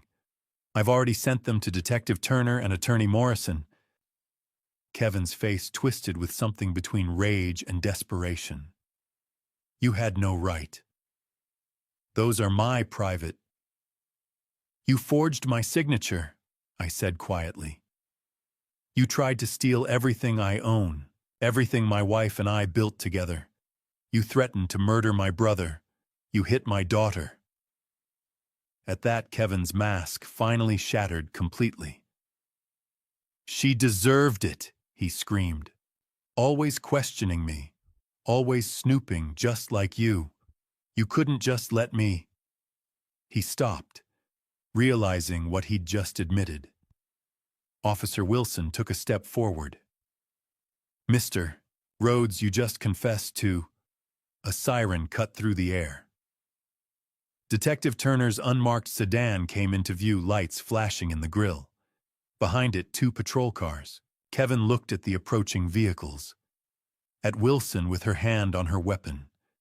At me standing between him and the house. At the neighbors with their phones out recording everything. He was trapped. And he knew it. Turner's car pulled into the street, blocking Kevin's Lexus. He stepped out, hand on his holstered weapon. Kevin Rhodes. Turner called out his voice, carrying across the lawn. "You're under arrest." Kevin looked at Turner, at Wilson, at the patrol officers stepping out of their vehicles, then at Jim's house where his wife and children were locked away from him. His face went through a rapid series of emotions, rage, desperation, calculation, and then he made his choice. He bolted, not toward me, not toward the officers, toward his Lexus. "Stop!" Turner shouted. "Stop right there." But Kevin was already at his car, yanking the door open. Wilson started after him. "Sir, do not get in that vehicle." Kevin threw himself into the driver's seat. The engine roared to life. Turner was running now, hand on his weapon. "All units, suspect is fleeing." Kevin threw the car into reverse. Tires screamed as he backed out, nearly hitting Wilson. She dove to the side, rolling on the grass. Then he slammed into drive and took off down Summit Avenue, the Lexus fishtailing as he accelerated. Turner was already back in his car, siren wailing. "All units, suspect fleeing south on Summit Avenue in a silver Lexus in pursuit." The patrol cars peeled out after them, sirens echoing through the quiet neighborhood. And then they were gone. I stood in Jim's driveway, breathing hard as the sound of sirens faded into the distance. Officer Wilson got to her feet, brushing grass off her uniform. "Mr. Mitchell, are you all right?" "I'm okay," I said. "Is Laura?" "Let's get you inside," she said. The door opened. Jim stood there, his face grim. I walked into the house on shaking legs. Laura was sitting on the couch with Claire and Ethan pressed against her sides. All three were crying. When Laura saw me, she stood up. Her face was pale, streaked with tears. "Dad," she whispered. "I saw everything on your phone. Jim showed me the passport, the accounts, the gun, the file about Uncle Jim." She looked at me with hollow eyes. "Who is he?" Her voice broke. "Who is my husband?" I sat down beside her, pulling her into my arms. "I don't know," I said honestly. "But we're going to find out." Outside, through the window, I could see neighbors gathering on lawns, talking in hushed voices. Somewhere out there, Kevin was running, and Detective Turner was chasing him. If you're still here watching this unfold, please leave a comment below. What do you think will happen when Kevin tries to escape? Will Turner catch him at the airport, or will something go wrong? Your thoughts matter to me, and I genuinely want to hear your predictions. Quick heads up, this story includes fictionalized elements designed for narrative impact. If you'd rather not continue, feel free to exit the video now. Kevin leaped into the Lexus, spun the wheel, and tore away from Jim's street at a terrifying speed. The screech of tires pierced the air as he floored the accelerator, leaving a streak of black rubber on the pavement. I stood on Jim's porch, heart pounding, as I watched the silver sedan vanish around the corner. Behind him, Detective Turner's unmarked car roared to life, its siren wailing as it gave chase. Inside Mitchell, Officer Wilson said, his voice firm. "Turner's in pursuit. We'll monitor updates on the radio." I turned back to see Laura clutching Claire and Ethan. My daughter's face was ghostly pale, her eyes red and swollen from crying. The two children looked at me with confusion and fear written across their young faces. They didn't understand what was happening. They only knew their father was running from the police. We retreated into the house. Jim closed and locked the door, though I knew Kevin was long gone. Wilson set his radio on the coffee table in the living room. Static crackled. Then Turner's voice came through. "Unit 412 in pursuit of suspect heading south on Summit Avenue. Speed approximately 90 miles per hour. Requesting backup." "Unit 723 responding." What's your location? Just merged onto I-94 eastbound. Suspect is accelerating, now exceeding 110 miles per hour. I sat down beside Laura on Jim's couch, placing my hand on my daughter's shoulder. She was trembling violently. Claire and Ethan sat pressed against their mother, the two children holding each other tight. Current speed exceeding 145 kilometers per hour. Turner's voice crackled over the radio. Suspect weaving through lanes. Just ran a red light at the Highway 52 interchange. Heavy traffic. Need units ahead to set up roadblocks.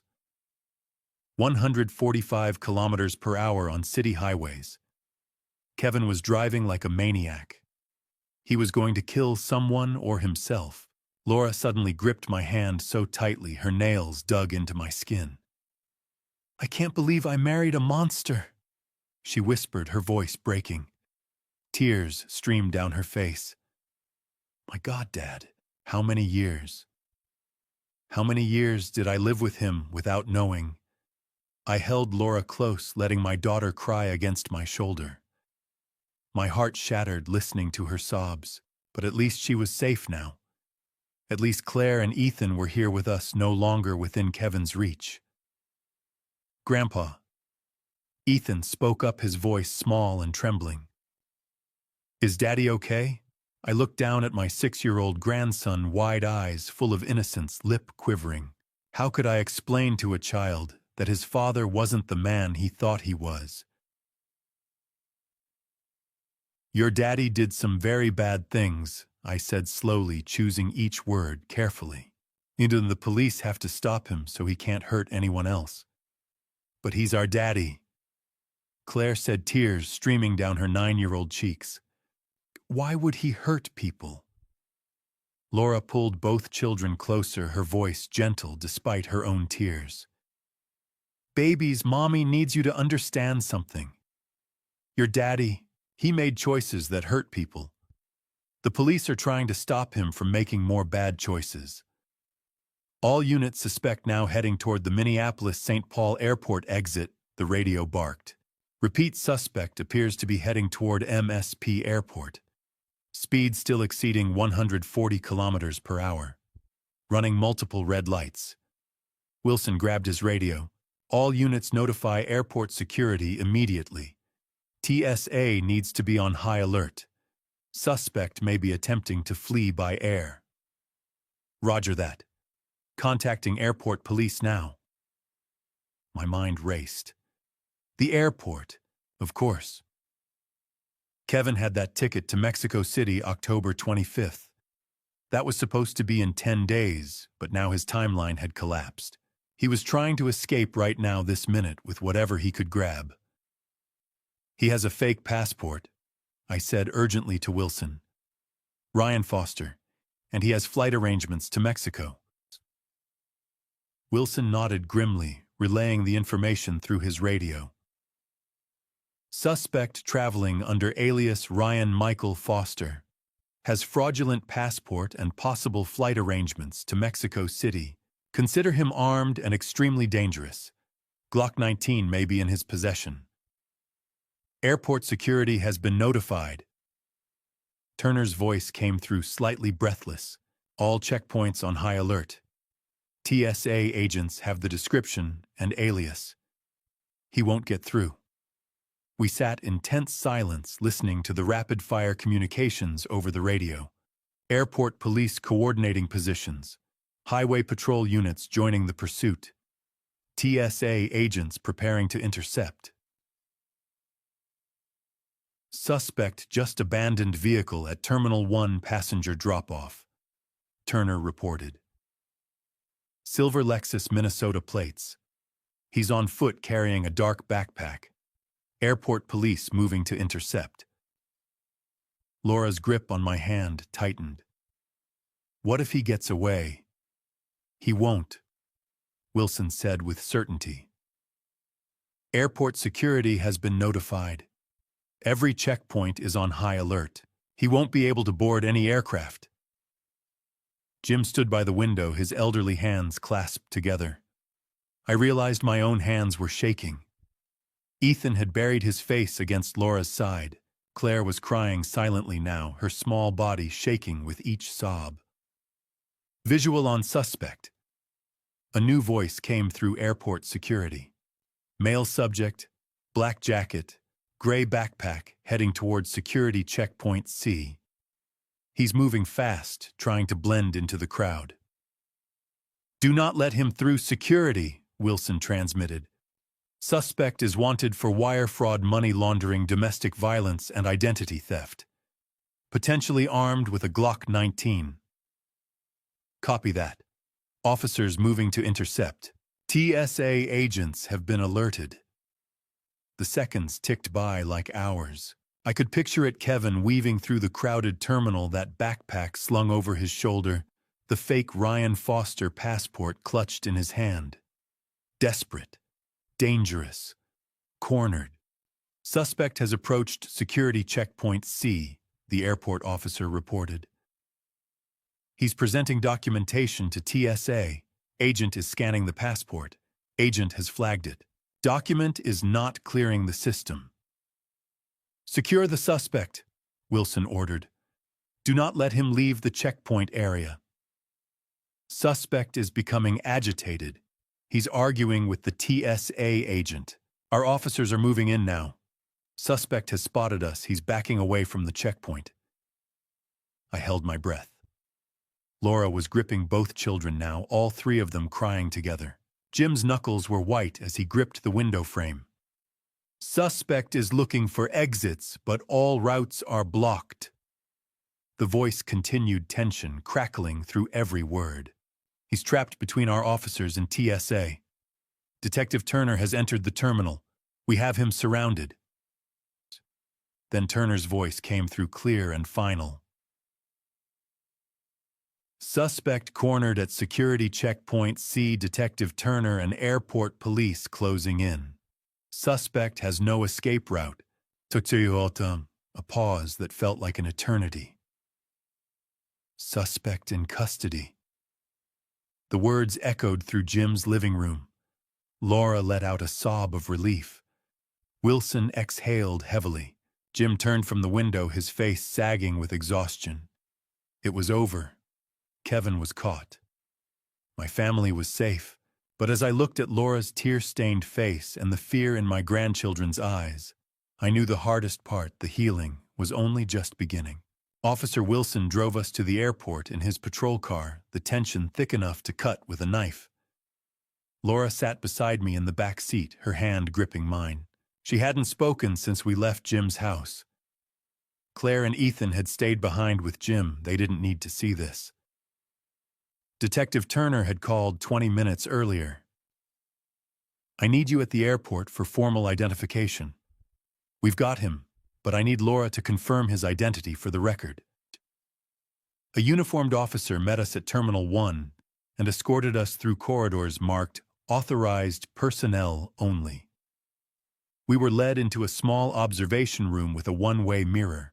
"He can't see you," the officer explained, "but you'll be able to see and hear everything." Through the glass, I saw Kevin standing in the center of a circle of at least 8 police officers. His hands were trembling. The confident man who had fooled us all looked small and desperate now, his jacket rumpled, sweat staining his collar. Detective Turner stood directly in front of him, an official document in hand. "Ryan Michael Foster." Turner's voice boomed through the speakers. "Also known as Kevin Rhodes, you are under arrest for wire fraud, money laundering, identity theft, domestic violence, and conspiracy to flee prosecution." Kevin's face went pale.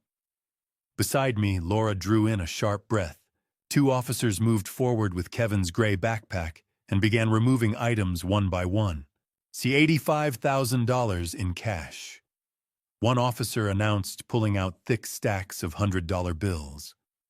"Withdrawn from multiple accounts. United States passport issued to Ryan Michael Foster," another stated, holding up the blue booklet. "Flight itinerary to Mexico City departing today at 6:45 p.m. financial documents for offshore accounts in the Cayman Islands, Panama, and the British Virgin Islands. Then one of the officers reached toward Kevin's waistband. "Weapon!" the officer called out sharply. "Glock 19 9mm fully loaded." Turner's expression hardened. "Add illegal possession of a concealed weapon to the charges." "It's registered," Kevin protested weakly. "Registered to Kevin Rhodes in Minnesota," Turner shot back. "But you're not Kevin Rhodes. You're Ryan Foster, wanted in Nebraska. That makes this weapon illegally possessed by a fugitive using a false identity." Kevin's shoulders sagged as he realized how thoroughly trapped he was. An officer stepped forward and began reading, "You have the right to remain silent. Anything you say can and will be used against you in a court of law." As the Miranda rights were being read, Kevin's eyes swept across the room and seemed to lock onto the one-way mirror where we stood. "Laura," Kevin called out, his voice cracking. "Laura, please. You have to believe me. I can explain everything." Laura went rigid beside me. "Laura." Kevin's voice rose desperately. "Baby, please. This isn't what it looks like. I love you. I love our kids. You have to believe me." "He can't see you," Wilson reminded her quietly. But Kevin kept talking, his words tumbling out frantically. "I was going to tell you everything. The money was for us, for our family. Please, Laura, don't let them do this to me." Laura turned away from the glass. Her face twisted with disgust. She buried her face against my shoulder. "I can't listen to this," she whispered. "Officers, remove the suspect," Turner ordered. Two policemen moved forward with handcuffs. Kevin struggled briefly, still calling Laura's name, but within seconds his hands were secured behind his back. As they led him toward the exit, he made one last attempt to turn back. Laura, our children need their father, please." Then he was gone, escorted through a side door by 4 officers. Turner entered our observation room moments later. "I'm sorry you had to hear that," he said to Laura. "But I needed your official identification." "Is it really over?" Laura asked. "Kevin Rhodes is in custody," Turner replied. "He'll be transferred to federal detention tonight. But I need you to understand something." He looked at both of us seriously. "We have evidence of at least 7 associates in his network. This investigation is far from over. Stay vigilant. Keep your doors locked. If anyone suspicious contacts you, call me immediately." Laura nodded numbly. As we left the observation room, I held Laura close. Through the windows, I could see Kevin being loaded into a police transport van, his head down, hands cuffed behind his back. How did I not see it? Laura whispered, tears streaming down her face. I pulled my daughter closer. "Because he was very good at hiding," I said quietly. "But now he has nowhere left to hide." The van's doors slammed shut with a metallic clang. Kevin Rhodes, Ryan Foster, whatever his real name was, had finally run out of places to run. 6 months later, on a peaceful spring morning, I stood in the kitchen of our new home in St. Paul, watching Claire and Ethan play in the backyard. The house was smaller than what we'd had before, but sunlight streamed through every window, and for the first time in half a year, I felt truly safe. I flipped pancakes on the griddle as Laura came downstairs, her hair still damp from the shower. She looked different now, lighter somehow, as if an invisible weight had been lifted from her shoulders. "Morning, Dad," she said, pouring coffee. We'd lost a lot in Kevin's aftermath. The lake cabin was gone, sold to pay legal fees. $125,000 of our investments had vanished into Kevin's offshore accounts, never to be recovered. But we'd won the battle for the Minnetonka house. After 3 months of court proceedings, the fraudulent property transfer was invalidated. We'd sold it anyway, too many memories, and bought this modest home close to Jim. Most importantly, Laura and the children were safe. Kevin Rhodes' Ryan Michael Foster had been sentenced to 25 years in federal prison. 15 years for Nebraska charges, 10 for Minnesota running consecutively. No parole for at least 20 years. He would be 68 before walking free again. His entire network had been dismantled. 7 associates arrested across 4 states. The FBI had seized over $4 million. Turner kept me updated on every development. "I'm meeting with Dr. Patterson this afternoon," Laura mentioned, stirring her coffee. I smiled. Dr. Patricia Patterson was Laura's therapist. They'd been meeting twice weekly for the past 6 months, working through the trauma of the marriage and abuse. The healing was slow, but Laura was making real progress. She'd even started volunteering at a women's shelter downtown, helping other domestic violence survivors. Claire and Ethan were healing as well. Claire had struggled initially angry and confused, but therapy and our stable routine made a difference. Ethan, younger and more resilient, bounced back faster, though nightmares still came sometimes. The doorbell rang. Through the window, I saw Kevin's brother Chris and his wife Nicole. Laura stiffened. "What are they doing here?" I opened the door cautiously. Chris looked exhausted, his face lined with shame. "Mr. Mitchell," he began, "we have no right to be here, but we needed to apologize. To Laura, to the kids. We had no idea." Nicole added, tears in her eyes. "We didn't know what Kevin was doing. When the FBI interviewed us, we were devastated." Laura appeared behind me. "It's okay, come in." Over coffee, Chris and Nicole explained how the FBI had cleared them. They'd been deceived by Kevin, too. They wanted to maintain a relationship with Claire and Ethan. The children shouldn't lose their entire paternal family because of their father's crimes. Laura agreed. After they left, she turned to me, eyes glistening. "Thank you, Dad," she whispered, wrapping her arms around me. "Thank you for saving us. I don't know where we'd be without you." I held my daughter close. "You're stronger than you think, sweetheart." Through the window, I watched Claire push Ethan on the swing set Jim had helped me install. Their laughter carried on the spring breeze. This wasn't the life I'd imagined 6 months ago, but it was good. Honest. Wealth, I'd learned, wasn't measured in lake cabins or investment portfolios. It was measured in the people you protected, the family you kept safe. My phone buzzed. Detective Turner. "Mitchell!" His voice came through. "Good news. We just arrested the last member of Kevin's network in Panama. It's officially over. The case is closed." I felt tension I'd carried for half a year finally release. "Thank you, Detective, for everything.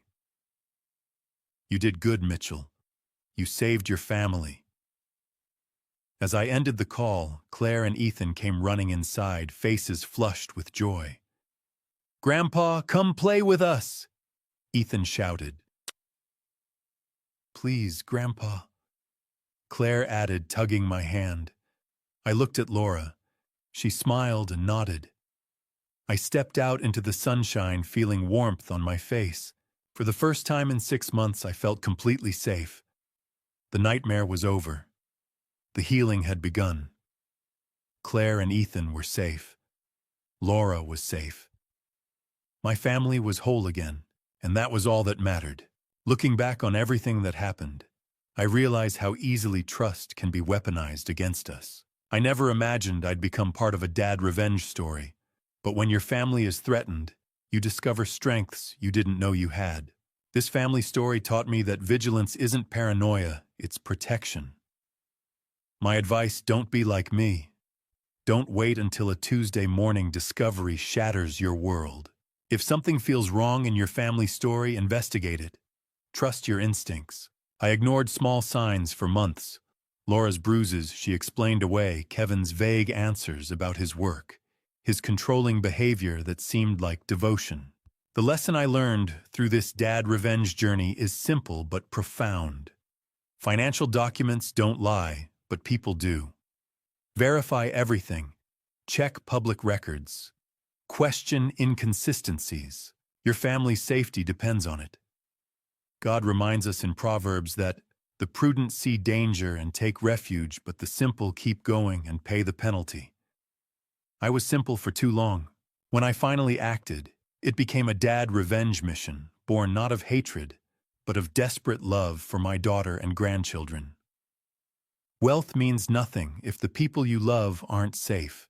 I lost $125,000 and a lake cabin, but I gained something infinitely more valuable, my family's freedom from a monster who wore the mask of a devoted husband. Thank you for walking this journey with me to the very end. I'd love to hear your perspective. What would you do if you found yourself in Frank's impossible situation? Drop your thoughts in the comments below.